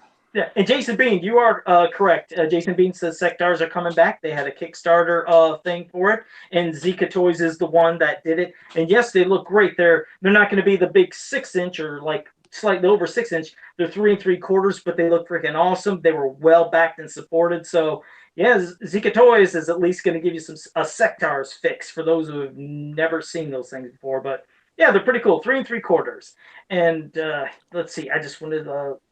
See, damn it! If Nathan had to mention that tank top and shirts and shit, because now all these variants of Tyler, tank top Tyler, in different versions. Oh my god! Yeah. How about a He-Man variant with tank top armor that gives him the power to impress at the gym? Tyler, what would your thoughts be on that kind of He-Man variant? Oh, I am looking at a tank top with the Battle Armor logo with the slash across it from Redbubble on a gray tank top. So, and I actually do have a Battle Armor tank top that I grew out of when He-Man.org was selling the logo shirts and tank tops. So they were selling like the Cyclone radar and the Faker tape recorder. But I do have a medium Battle Armor He-Man tank top that I outgrew and looking to get another one at some point. But yeah, a Battle Armor variant would be fantastic. Unfortunately, they don't make gym tanks like I like to wear to the gym with this stuff on. They got to put stupid stuff like, I don't know. They just don't put anything cool or masculine on any of them, or it's just like a generic logo or something like that. That's why I had to make my own at one point, put Axel's artwork on some of the tank tops. But that'd be great. That'd be awesome. I'd love to have a Battle Armor gym tank to wear to the gym. I mean, that'd be kicking some serious ass in the gym. Yeah, that would I love seeing any type of shirt, from tank tops to regular shirts, that just has some cool designs beyond the typical bland or just something. Yeah, I'm so sick and tired of just the generic Filmation, Filmation He-Man, or these people are coming up with abominations of I have to shower or I have power or hipsters of the universe, just coming up with all these really lame ass ideas of just using the He-Man. Shoulder, put Earl Norem and put William George and Errol McCarthy and Alcala. Get some of the stuff that we've seen that's freaking awesome before and pop that on a shirt. I mean, it's Eric Amon, who you remember. I got that gigantic throw that he sent of an image from, I think, the PowerPoint Dread. One single image sometimes just can be breathtaking, especially the one there's scenes you love so many, whether it's a certain image or seeing something from a poster. I just like the card art. Certain mini comic, I mean, hell, every piece of some of the Alcala mini comics and Mark Texera, you could just take the panels in each of those and they could just make their own damn shirt themselves. It's like an endless supply. Yeah, God, I mean, just the card art, the mini comic covers, hell, even the art from the 10 lunch boxes. of He-Man and Roboto attacking Skeletor and the Lancer. Put that on a tank top or a T-shirt. And that's the one side you usually don't see. Usually people are showing the other sides. But yeah, all those are great. But and Blake Cabrera, what's going on? He said, hey, so what's going on, man? Thank you for joining us in here. And also Pradish. Oh God, I probably butchered. Well, I hope I didn't butcher the name, but thank you for joining us. But Tyler, I was gonna now pass it to some of the questions you had from Facebook, and then I'll say some ones from Facebook as well. I think I only got one more. You had one in a group. Wasn't there a group chat one that we had? Oh, okay. I said for some reason I was thinking you were going to read that one. No, I'll let you do that one. You will? You're like, you will? Thank you, Master. That didn't sound. Joe is the cult leader there. So no.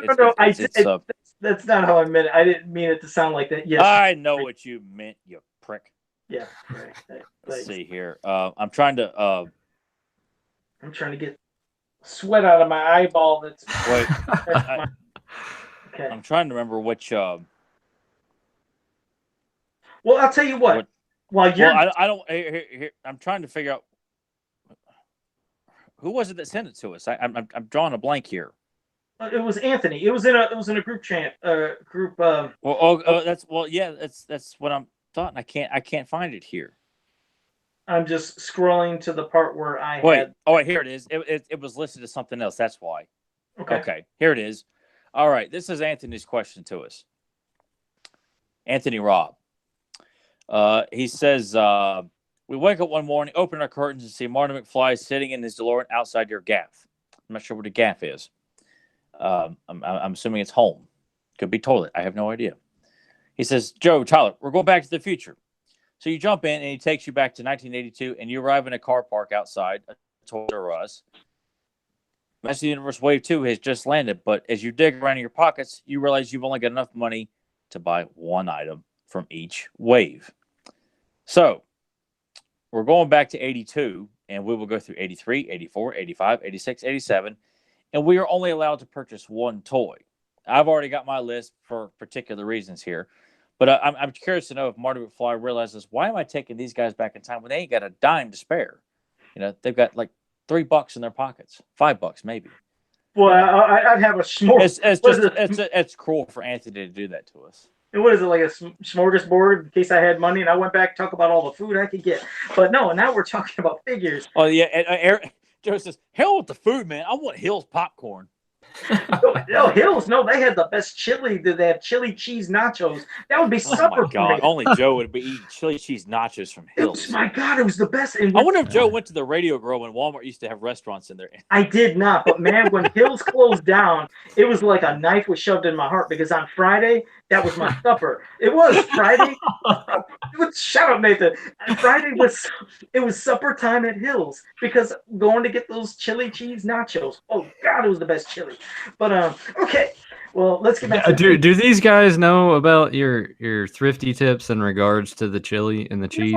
I usually don't tell them about poor Joe on the show about. Okay, food. All right. We'll leave it at that. Yeah, I might do it at the end. But when it comes to Wave 1, well, I have to get He-Man because I have to have He-Man. But I know my first figure was Beast-Man, but I'm going to get my He-Man. I got to get that. If that's the one character I had to pick out of Wave 1, I would go for He-Man. Wave 2, I was debating between Triclops and Trapjaw like crazy, but I had so much damn fun with Trapjaw. I used to take that string, put it through the hole on top of his head, and have him doing the zip line just like how they advertise. So I'm going Trapjaw. Wave 3, again, it's because I love the gimmick of it. Webster was just something about that damn grappling hook. It was the coolest thing. I would swing it just like this, and I don't know if it was me trying to copy He-Man of the cartoon. I couldn't even remember, honestly, but I used to swing it around and throw it on top of Castle Grayskull and then zip line him up. It was just one of the funnest features for me as a figure back then, but I would go that. Wave 4, it seems like I'm picking a lot of Evil Warriors at times. Yes, I know I started with He-Man, but Too Bad was just too damn cool for me. I love the bulkiness of them. I didn't have the flatback one. I didn't even know there was a flatback till years later when I think one of my buddies had, and I thought he had. I was like, is that what happened when it breaks? I thought he like broke his back, and then it was That's like the one I got for my 4th birthday. Was the flat back tube no, bed? really. Well, he was so massive with that front and back for the big one, and I'd like him just punching people, punching himself. It was a fun gimmick, but Wave 5, that one I'm going to have to give it to probably. Oh Jesus! See, sometimes I'm going by memories. Sometimes I don't know if I'm going by. I love Snout Spout. I can't help it. I love playing with Snout Spout. I loved not only just to squirt, the water to knock the enemies down, but I told you it was my killing the spider thing. My sisters just hate spiders, and when I heard that shriek of a scream, and they're older than me, I knew what that meant. And I'd run into their room, and sure enough, there's a spider on the wall in the corner. They're telling me to get it. And if we didn't have a broom, I would just fill up Snout Spout and squirt into that corner of the wall, and bam, it'd fall, and then I'd smash it. So I love my Snout Spout. But Wave 6, damn. It's like putting me on the spot. I love Snakeface. I've always loved Snakeface. I'm gonna go with Snakeface. Yeah, I just gotta do it. I liked his gimmick. I'm just thinking of just things I enjoyed a lot. But I'm gonna go with him. I'll say Snakeface. Now, were we going past those waves, or were we? I couldn't remember how much further. We That's what Anthony gave us. He gave us. Stop He there. wants us to go through 87. Okay, because all right, because I was almost going to put in the Energy Zoids too with Snakeface. I was like, no, I got to pick one, and I like that. I like being put on the spot, so that's what I just have to pick. Just going from favorites and fun that I have. Yeah. Okay, for me though, this is going by Martin McFly pops up outside my apartment right now. So I go back and go after what I desperately wanted from those waves that I did not have as a kid. So wave 1 is going to be Beastman because I desperately wanted a Beastman because I had He-Man and Skeletor, I had Tila, I had Man-at-Arms. Didn't have Stratos, but I eventually would get Stratos in early age, but I never had Beastman. So Beastman would be who I go after in the first wave. Triclops would be from wave 2 because he was my favorite of the original Evil Warriors. I desperately wanted him so bad because of the Crossilla artwork, and he was my favorite of the Filmation villains. Wave 3 would be Clawful. Yeah, because Clawful to me is the most like just imposing, intimidating, and badass from a physical standpoint of the Skeletor. As a kid, like he was just that imposing to me. I just thought, God, this guy is so tough. Like just looking at him. Next would be for Wave 4. I pretty much had everybody that was released for other than Modulok. Modulok was the only Horde member I didn't have. I had Spikor, I had Stinkor, I had Cyclone. I didn't have Mossman. Mossman. I take it back. Mossman. Because I remember seeing Mossman once at a friend's house, and I just thought, oh man, this guy's just unbelievable.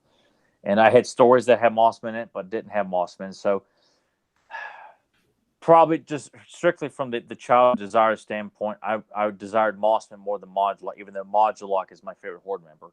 Mossman for Wave 5 or Wave 4. Wave 6, Snout Spout, because I desperately wanted Snout Spout and just knew him as the elephant guy as a kid. I just thought he looked. And when I saw him in the Christmas special advertisements, I thought, oh my God, there's that elephant guy. So yeah, and then the last wave, Clamp Champ, because Clamp Champ was someone that I took notice of on the card back when I got the Faker figure, and obviously in the Search for Kelder mini comic. But the cross-sell artwork is what sold me on him, and I thought there's a heroic black character in the He-Man toy line. Like I gotta have this guy. Where is this guy? Who is this guy? My brain exploded when that wave came out. Like I told you, I got some money for my birthday. My mom took me to the mall, and she said, "Okay, let's go do some shopping." And you never knew back in the day when anything new was coming. You just prayed.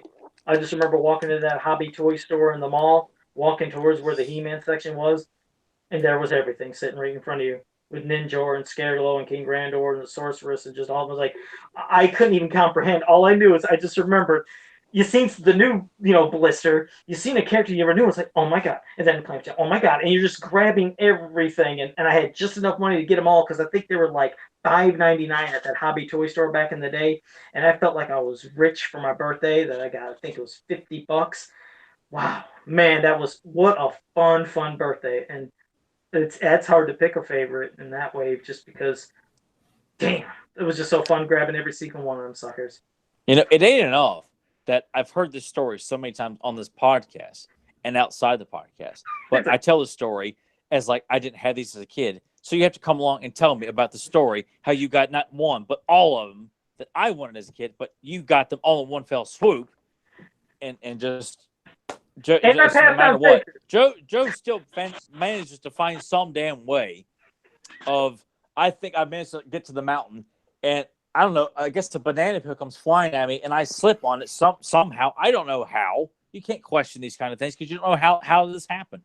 And Joe somehow manages to come in and say, "I'm better than you." No, it was just Yeah. what an awesome. I mean, that for me, it was just hyper excitement. I loved anytime you seen something new, but just to know that, oh my god, and I looked and I had the money for all of them. Not that I'm rubbing it in, but I just remember I was like, oh my god, I can buy all of these. And I remember seeing Faker, I was like, I think I got Faker. I already got Faker. So I just passed him to the side. Yeah, throw him off to the side. I'm too rich for that. I don't need that. Peach Pops. Joe, I God. think you and I were a lot alike as children. Yeah. Yeah. Yeah, you know, you guys just got just everything. obtaining all these things that Tyler never got as a kid. Yeah, well, I'm standing outside with my little beret, my suspenders, and holes in my pockets, and both Nathan and Joe were like, "Oh, mommy, I would so much really like to have the Eternia playset." Why, sure, darling. We'll go in there. We won't even put it on layaway. We'll just go buy it right now with all your pocket money. Throw it in the back trunk, and then we'll go down to Target where I hear they have this wonderful Thundercats layer. It's on sale right now. Oh, mommy, yeah, I didn't even ask for it, and you just giving it to me right now. And I just walk down the street with this cloud over my head, hands in my pockets, but I can't even actually put it in my pockets because there's no damn pockets in my pockets.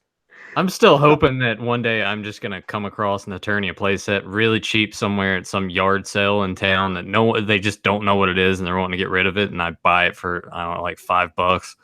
I'm like, hey Tyler, look what I got. And he's just gonna throw up right there. Yeah, and that's when I just grab the nearest rope I can find, tie a nice noose, and just jump out the window and hope I don't crap all over myself. All right. Well, hey, now Zentron, he put in something. This is just a quote, and I think he's trying to screw with me. He said, "Spent part of my day watching War Games and Short Circuit." He said, and this movie quote popped into my head. And I know this one. I told you, Zentron, you're not gonna be able to stump me no more with Friday the 13th. He said, I think you should run that through your little computer. Yes, that's what. Oh yeah, Friday the 13th Part 4. That was part 4, and that's what he said to Teddy. That's what Jimbo said to Teddy. So yeah, when he had the panties. So you ain't gonna get me. I told you, Zentron, you're not gonna get me on Friday the 13th no more.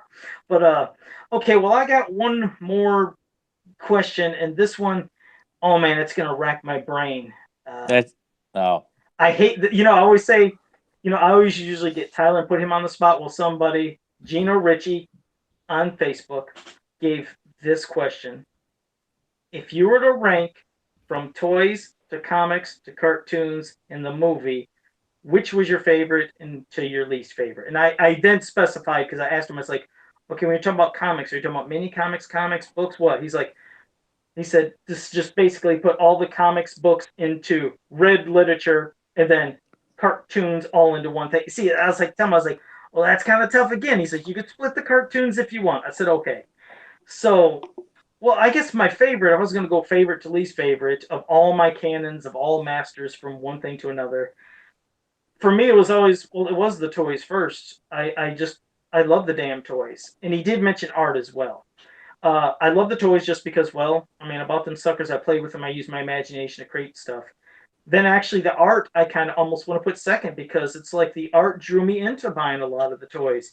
And from whether you're looking at the box art or you're looking at stuff on the back of the figures or the posters and everything, it's like each piece is like telling a story. You had to use your imagination just to do that. So I would say that. Now, you would think I would go cartoons next and rank those, but I read before I watched cartoons, and I had the mini comics and some of the other books, and I love seeing. Don't get me wrong, I love seeing He-Man on the big, on television. Love seeing She-Ra. It's great, but I liked using my imagination again, even after reading the comics, like further and making more adventures, and I just like seeing and looking at them. Then it came to the cartoons, and of course I love Filmation He-Man, then Filmation She-Ra, then MYP, then New Adventures. That's where so New Adventures is on the bottom of my cartoon list. Not saying it sucks, and that's how it has to be, but mine. You can say the cartoon sucks, just don't say the idea of the mythology sucks. Yeah, no, exactly. Just know that. No, so then I put that there, and then and it took me a while to come across. Intensity. No, it took a while for me to come around to watching the movie more as I got older. So the movie is the last of all the canon. So between the toys, then the art, and the books, and the cartoons, and all that in the movie again. I felt a hate crime coming on. As a kid, I hated the movie. I started enjoying it more as an adult, but I still, out of all of those, I'm putting the movie last compared to the art, the toys, the comic, / books and literature, and the cartoons. I'm just waiting on Tyler to be like, you didn't deserve to buy that entire wave that one day. Yeah, in fact, Joe didn't deserve any of it, because he's just like, oh, I'm so much better at this. I'm going to play video games, and I'm in the chicks, and so I'll steal their belongings. And, he turned to a life of crime and video games, and here I'm just like, can I have a snout spout? Does anybody have a snout spout I can trade like my that elephant guy? Yeah, the elephant guy. And whereas Joe's just you and Nathan just having all this stuff just dropped. It's just loads of toys and dropped at you're like, oh well, I'm not in the mood for that today. I'm going to play the Sega Master Drive Beta system or whatever. What? Joe always likes brag about. Just to say, He-Man World. Oh yes, the MYP cartoon is fantastic. He-Man World said MYP cartoon is the best of the series to you. No, and I can see that. I mean, it's a fantastic. Say what, Captain African? You're going to have to come on and discuss that. That's a bold statement, man. Well, you do yours now of all the stuff. Remember, it's literature, art, merchandise, cartoon, movie. All right, Captain African. I need to know. What do you prefer more, the movie or the 2000X cartoon? Now that put him on the spot. All right. The toys are what got me started, so I wouldn't have my passion for it without the toys. I'd probably put the literature last, only because, not to say, because every bit of it had a major impact on me. I mean, all of it did. There's not a single bit of what we've just been asked to discuss that did not have a major impact on me. I mean, all the cartoons had an impact on me, all the mini comics, all the golden books. So this does not, this is not like Joe where he says, I just didn't like it. No. All this stuff was beloved by me, cherished, reread, rewatched over and over, played with. Everything got used multiple times over and over and over again. So it probably would have to start with the toys, and then the Filmation cartoon, because that led to that's what they kind of went hand in hand. Then the movie, and because the movie still to this day has had such continuous impact and effect on me, and I just studied that film left and right, all over the place. And is there 5 elements, Joe? Well, he wanted kind of the cartoons. That's when I seen it dissected, where he almost wanted the cartoons ranked. That's why I said, well, okay, well, cartoons ranked, Filmation, and then She-Ra. He-Man, She-Ra, 2000X, and New Adventures, strictly because the New Adventures cartoon, I like the mythology behind New Adventures better than 2000X, but the 2000X show, in terms of the storytelling and the voice acting. Well, we had the cartoons ranked the same. We at least ranked the cartoons the same. Yeah. But no, the mythology in New Adventures is superior to 2000X, because New Adventures doesn't have that King Grayskull lame-ass idea in there, and connecting Fisto and Tila and Man-at-Arms all together and all that nonsense. Okay, and then you have the art, then you have the movie, and then the literature. Okay, I'd probably, to me, the art, I couldn't read as a kid, so the art was what I went by when I looked at the mini comics. It sucked you in, though. It did, yeah. That art sucked you in. So to me, I can't separate the art from the comics, because up until I could actually learn to read, I just had to look at the pictures and tell the story through that. Well, the reason I separated, he wanted to separate, is posters, box art, everything. Because you remember, the art of Masters of the Universe is just so powerful and vast from everything. So that's why. I really, and I appreciate this question, but for me, I guess based on I'm coming along as all this stuff is winding down, so it all has a massive impact on me. When I'm picking up Cyclone at Hills and I see the Errol McCarthy art on the back of it, and I'm looking at the minicom and the presentation of the exploding rock with Cyclone standing there with this lenticular sticker.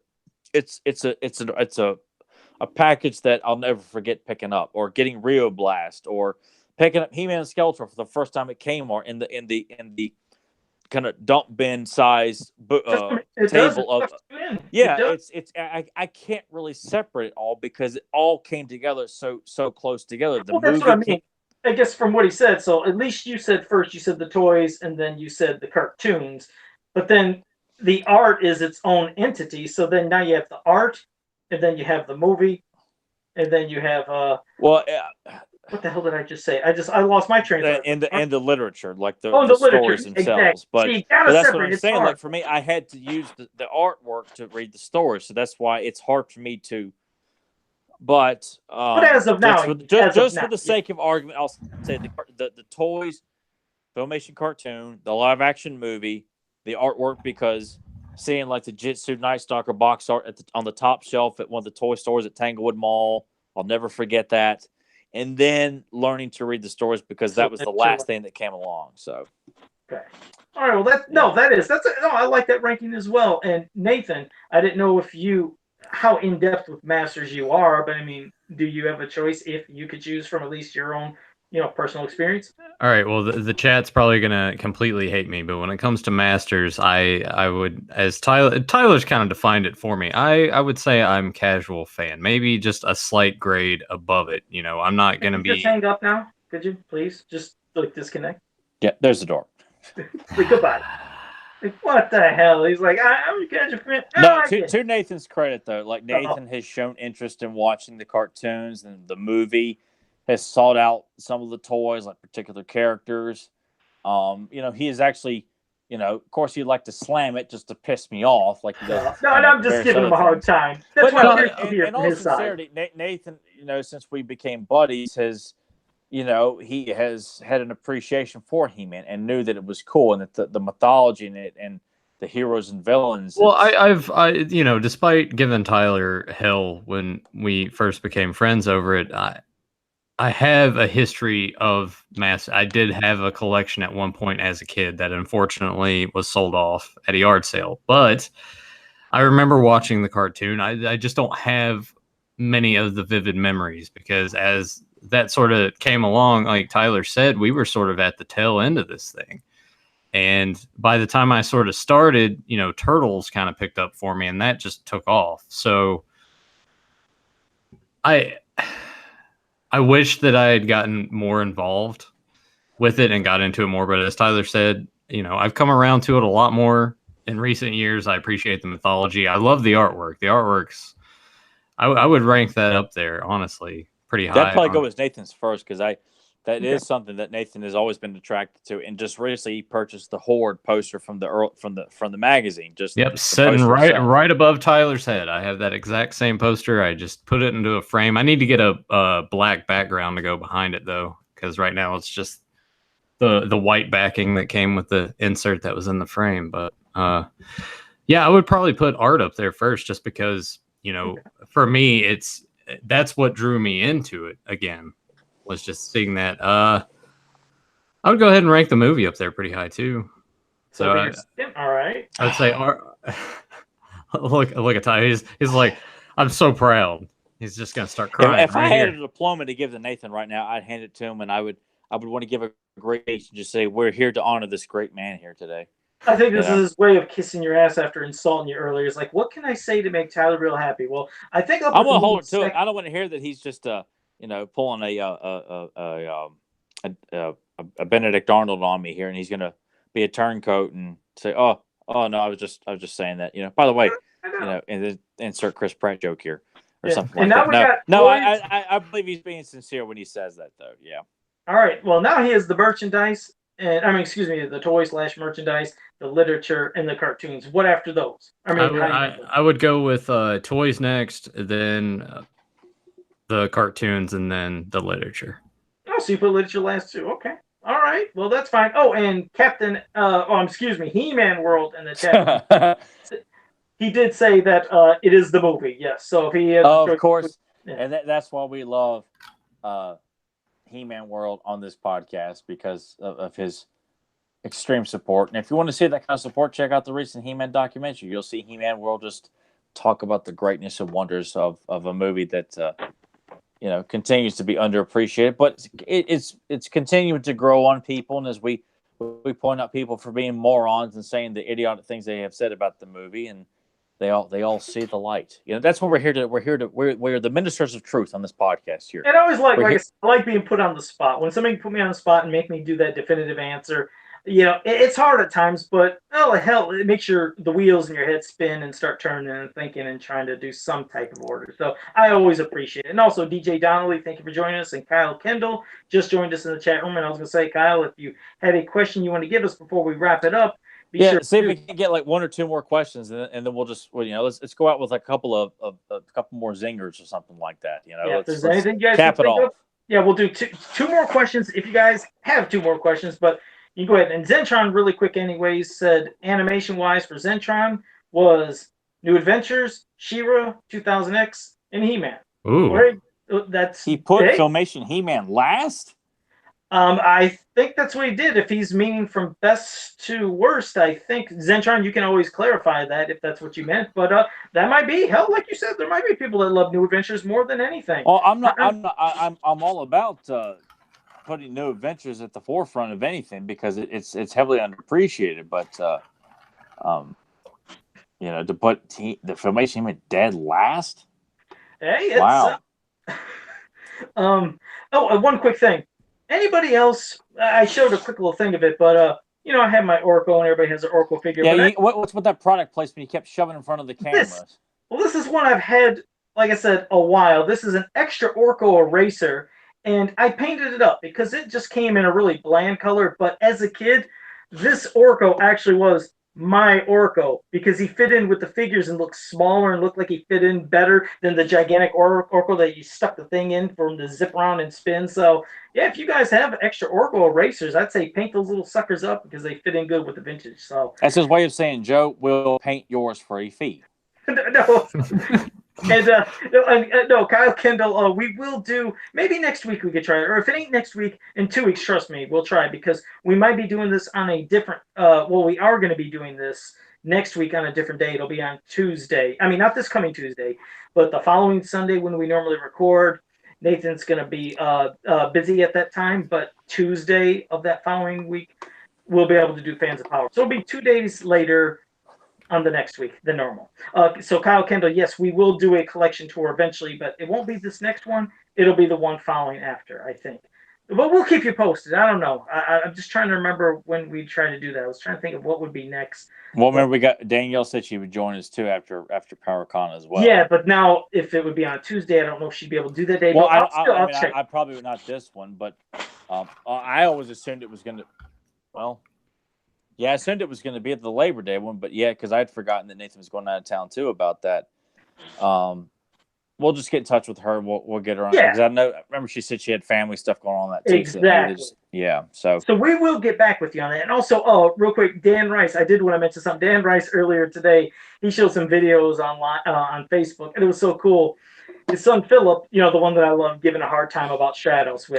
Picking on him about his love for Stratos. That's when I would take Joe and shove him in the locker. I know I'm rotten, but I like seeing what he showed because he found a lot of videos that Philip was doing to where he was playing with his figures, but then also record himself, and he was making, certain chapters for each one. Like he'd record, then edit, and do it again and again and again. At the end, it said to be continued. But it started off where you heard him go, making a wind sound, and he had shadows flying around Castle Grayskull to see Manny faces, and just a kid's imagination running wild.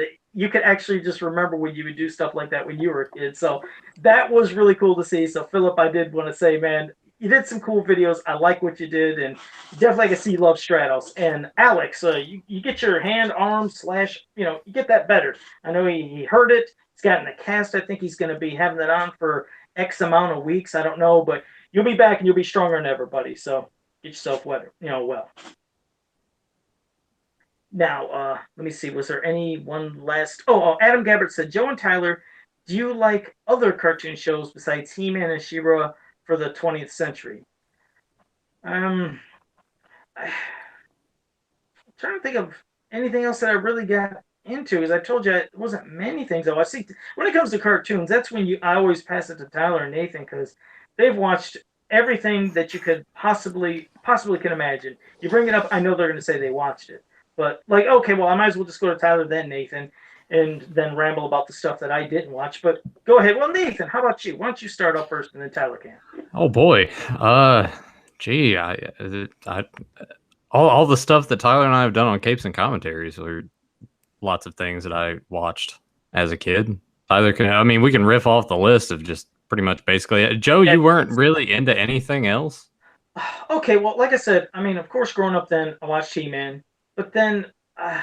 Oh, that's when the chicks and everything came along, right? Well, yeah, after that, but I mean, before that, I was watching, I don't know, Scooby Doo and Looney Tunes and oh, I love Dungeons and Dragons, damn great ass cartoon that they didn't give us the final episode. I can't say it enough. Do a Kickstarter. I think they had the audio of all of it, but they didn't animate it. The kids were gonna make it home. You were gonna find out this twist at the end about Venger, which I'm not gonna say in case there are fans of Dungeons and Dragons and have not bought that DVD box set.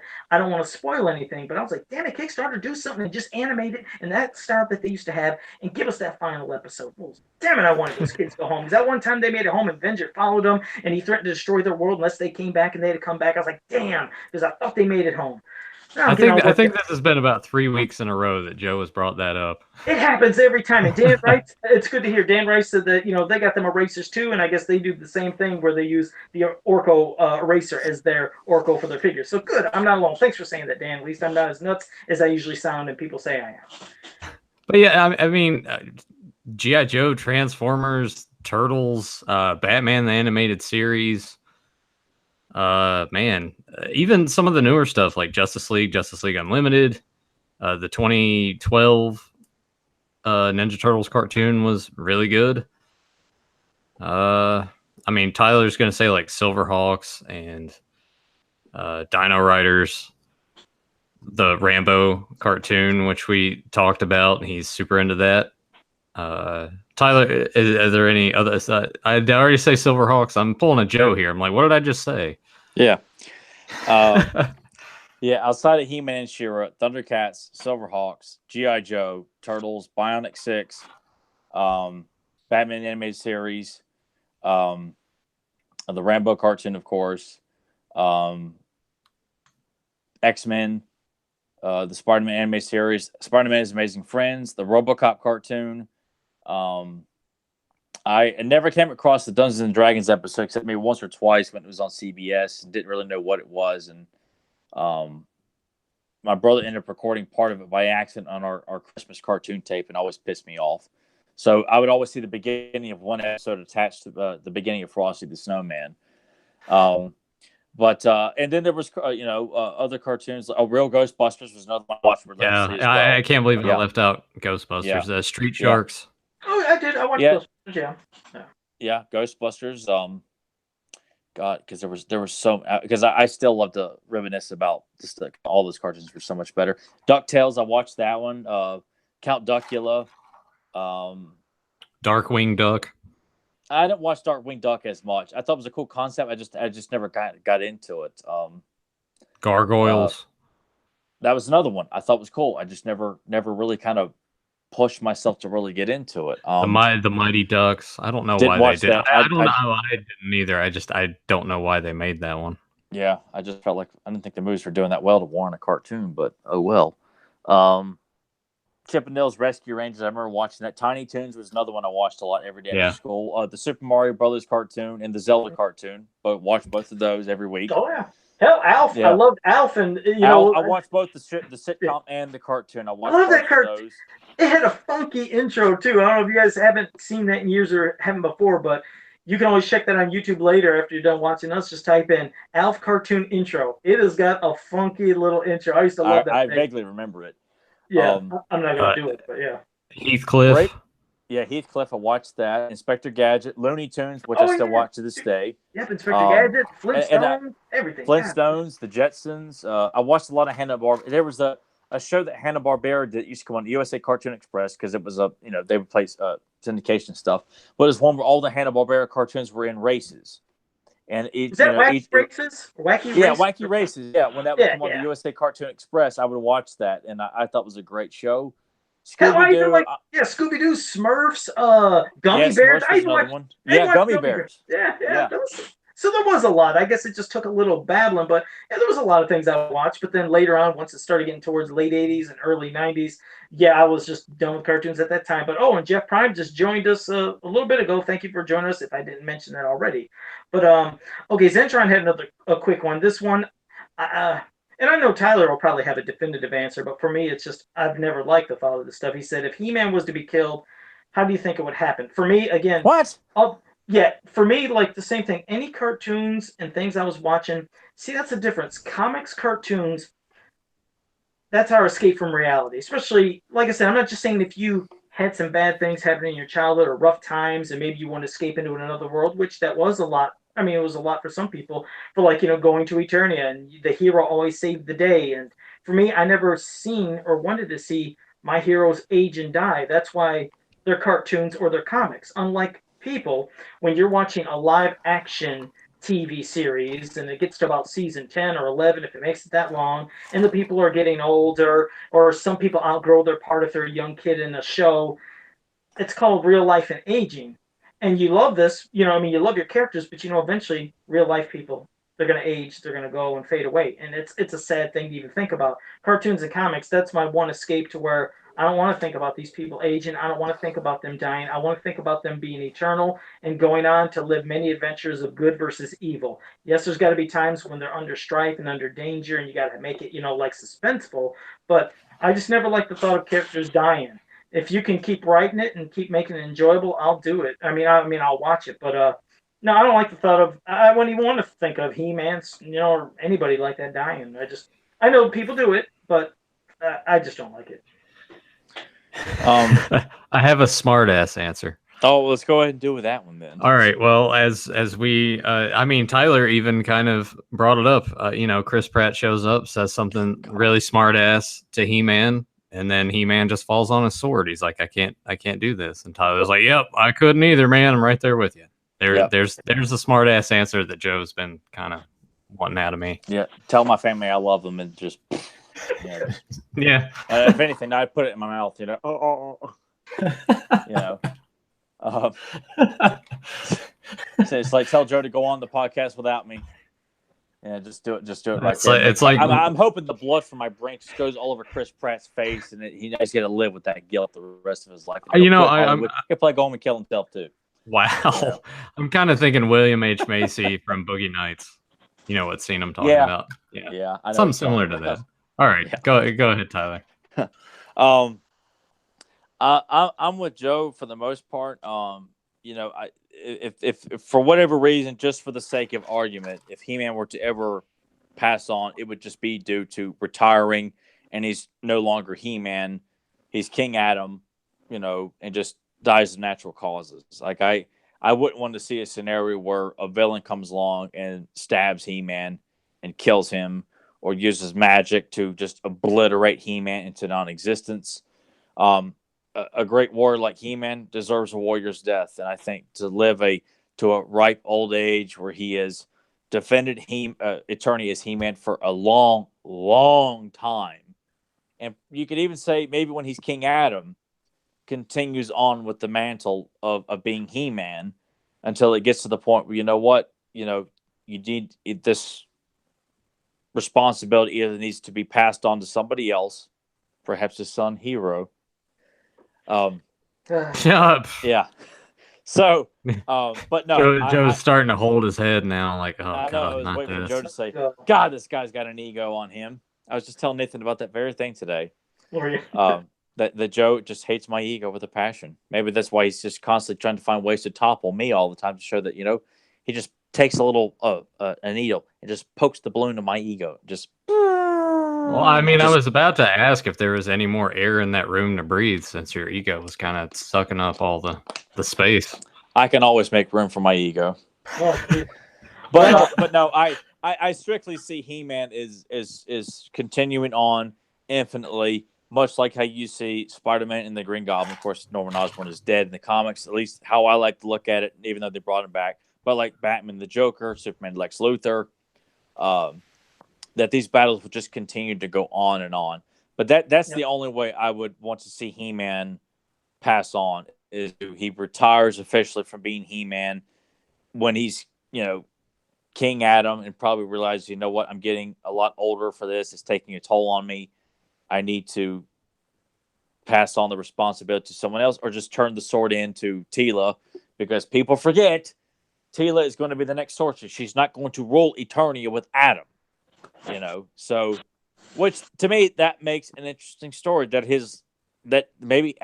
Adam would give up being king and, decide to take up resident in Grayskull and say, you know what, I spent all this time away from the woman that I love, ruling without the Queen Desire, and if she's going to continue on in Grayskull as the guardian of Grayskull, then you know what, I'm going to spend my remaining days with this woman here.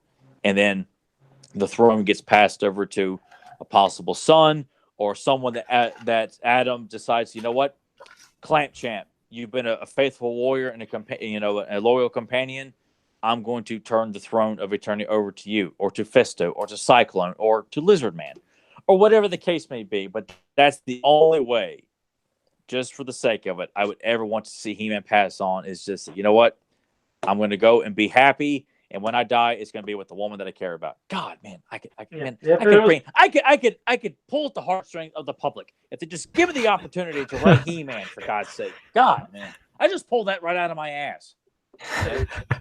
No, if there was any way, I guess, of old age. Otherwise, it's just something I would not want to see. It just would be, even strange, like within cartoons. There's so many cartoons that have been on the air for years and years and years, and you see them as they always are, but how strange would it be if they made them age every year you've been watching them, and then they're kind of older and it looks weird? It's like, no, I like some characters how they look, how they're always supposed to be, but just some I don't want depth. But I could see, like I said, old age, something like that, great. And wait a second, Joe's like, whatever. No, Dan Rice had to pull one last little poke before we get off here, but he's like, would he be the new King Grayskull? He says, would you go for that, Tyler? That's son of a bitch.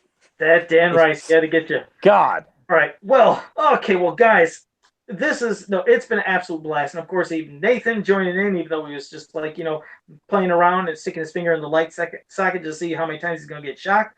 And we do still appreciate having you and your opinions as well. And that was basically Joe's way of like, all right, we're never doing this again. No.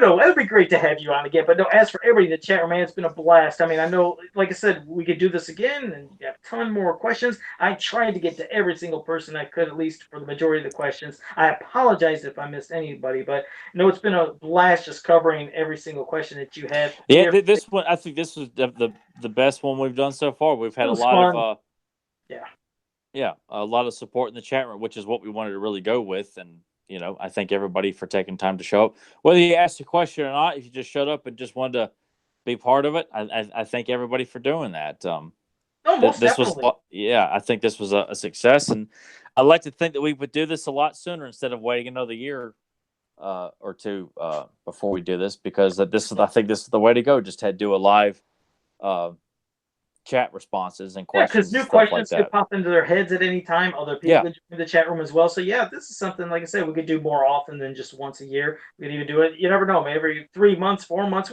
It depends. We'll see how it goes out. But we'll do it more than once a year. But again, we hope you enjoyed the show. It was great. We loved having you. And I didn't know if you had any closing things you want to say, Tyler, or if you pretty much that was it, and we could wrap it up, and then I'll tell everybody what they can do. I'll just say, check out He-Man World. Check out Kevin Sharp's artwork. Check out Axel Jimenez's artwork. Check out Joe Amato's customs. If you like what we have to say, you like hearing our voices, check out Beyond Retro Podcast, where we discuss movies of the 80s and 90s and television shows and video games and everything in between. If you like, or just cartoon talk, check out Capes and Commentaries, where me and Nasty Nate will do commentaries of classic 80s and 90s action-oriented cartoons, from superheroes to Rambo. We're going all over the place with that show. Yeah, just, why hold back? We plan to do Silver Hawks after Batman as well, too. So just show you, we're going all over the place. All right. Even outer space. Let's see. And then, and if you like the many comics that me and Carson are doing, please continue to be vocal with your support by, sending me something, sending Carson something, or just post it on social media. Let us know you're into that. We hope to have Danielle on the podcast here soon. I'd like to have Captain Apkin on with us again and sometime in the near future here as well. Hopefully we'll get Axel on at some point too. By the way, Mo2 Matt was at PowerCon, and he took a video of Axel telling, or for me, it's telling me I need to be at PowerCon. So that was the first time I'd actually had heard Axel talk to me verbally, publicly, or with his Hispanic accent. Tyler, you need to be here. I'm like, man, that was so cool of Mo2 Matt taking a little video because he heard about the call on the podcast, so he was a devoted listener to that. So I appreciate him doing that, and I think it's really about all I got to say in regards to that.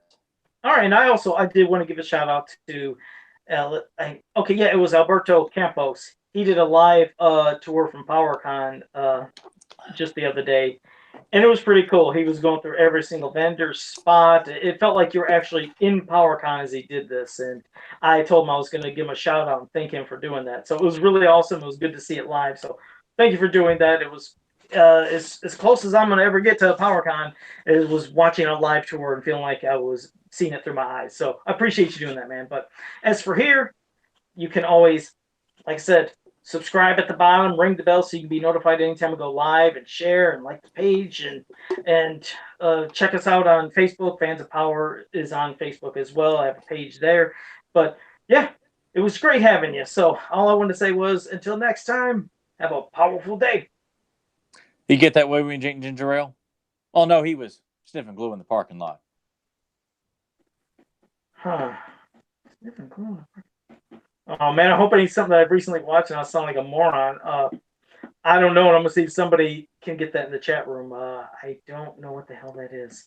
If somebody doesn't get it in about 30 seconds, yeah, you're going to have to give the answer. So far, nobody is. Usually somebody will pop up with that quick. Sometimes it's JSP who was getting those quotes, but could you say it one more time? You get that way when you drink ginger ale? No, he was sniffing glue in the parking lot. Damn it, I don't know. Oh, I want to feel. Oh God, please don't let. Well, it be you and something Nathan I have both seen this movie because you guys have told me many, many times you've seen this movie and you like this movie, and it is a comedy too. Do you know it, Nathan? Oh wait, I should wait a second. Kyle Kendall said Mallrats. No, but good guess. Nope. I punk out. I don't know what you're gonna have to tell me. Kingpin. Oh God, yeah, it's been yeah. I have seen that. You're right, and I have seen that many times, and I just don't remember that. I don't even remember. Thought you were a true fan. What a loser. Yeah, I'm a phony. I'm a fake. So no, I imagine Tyler just goes through and it's like, all right, I'm gonna hit him with a Kingpin quote. IMDb scrolls through the quotes. Oh yeah, that'll be a good one. Well, oh yeah, because while I'm sitting here in front of a live YouTube feed, I'm using my desktop over here. No. You do it before the show.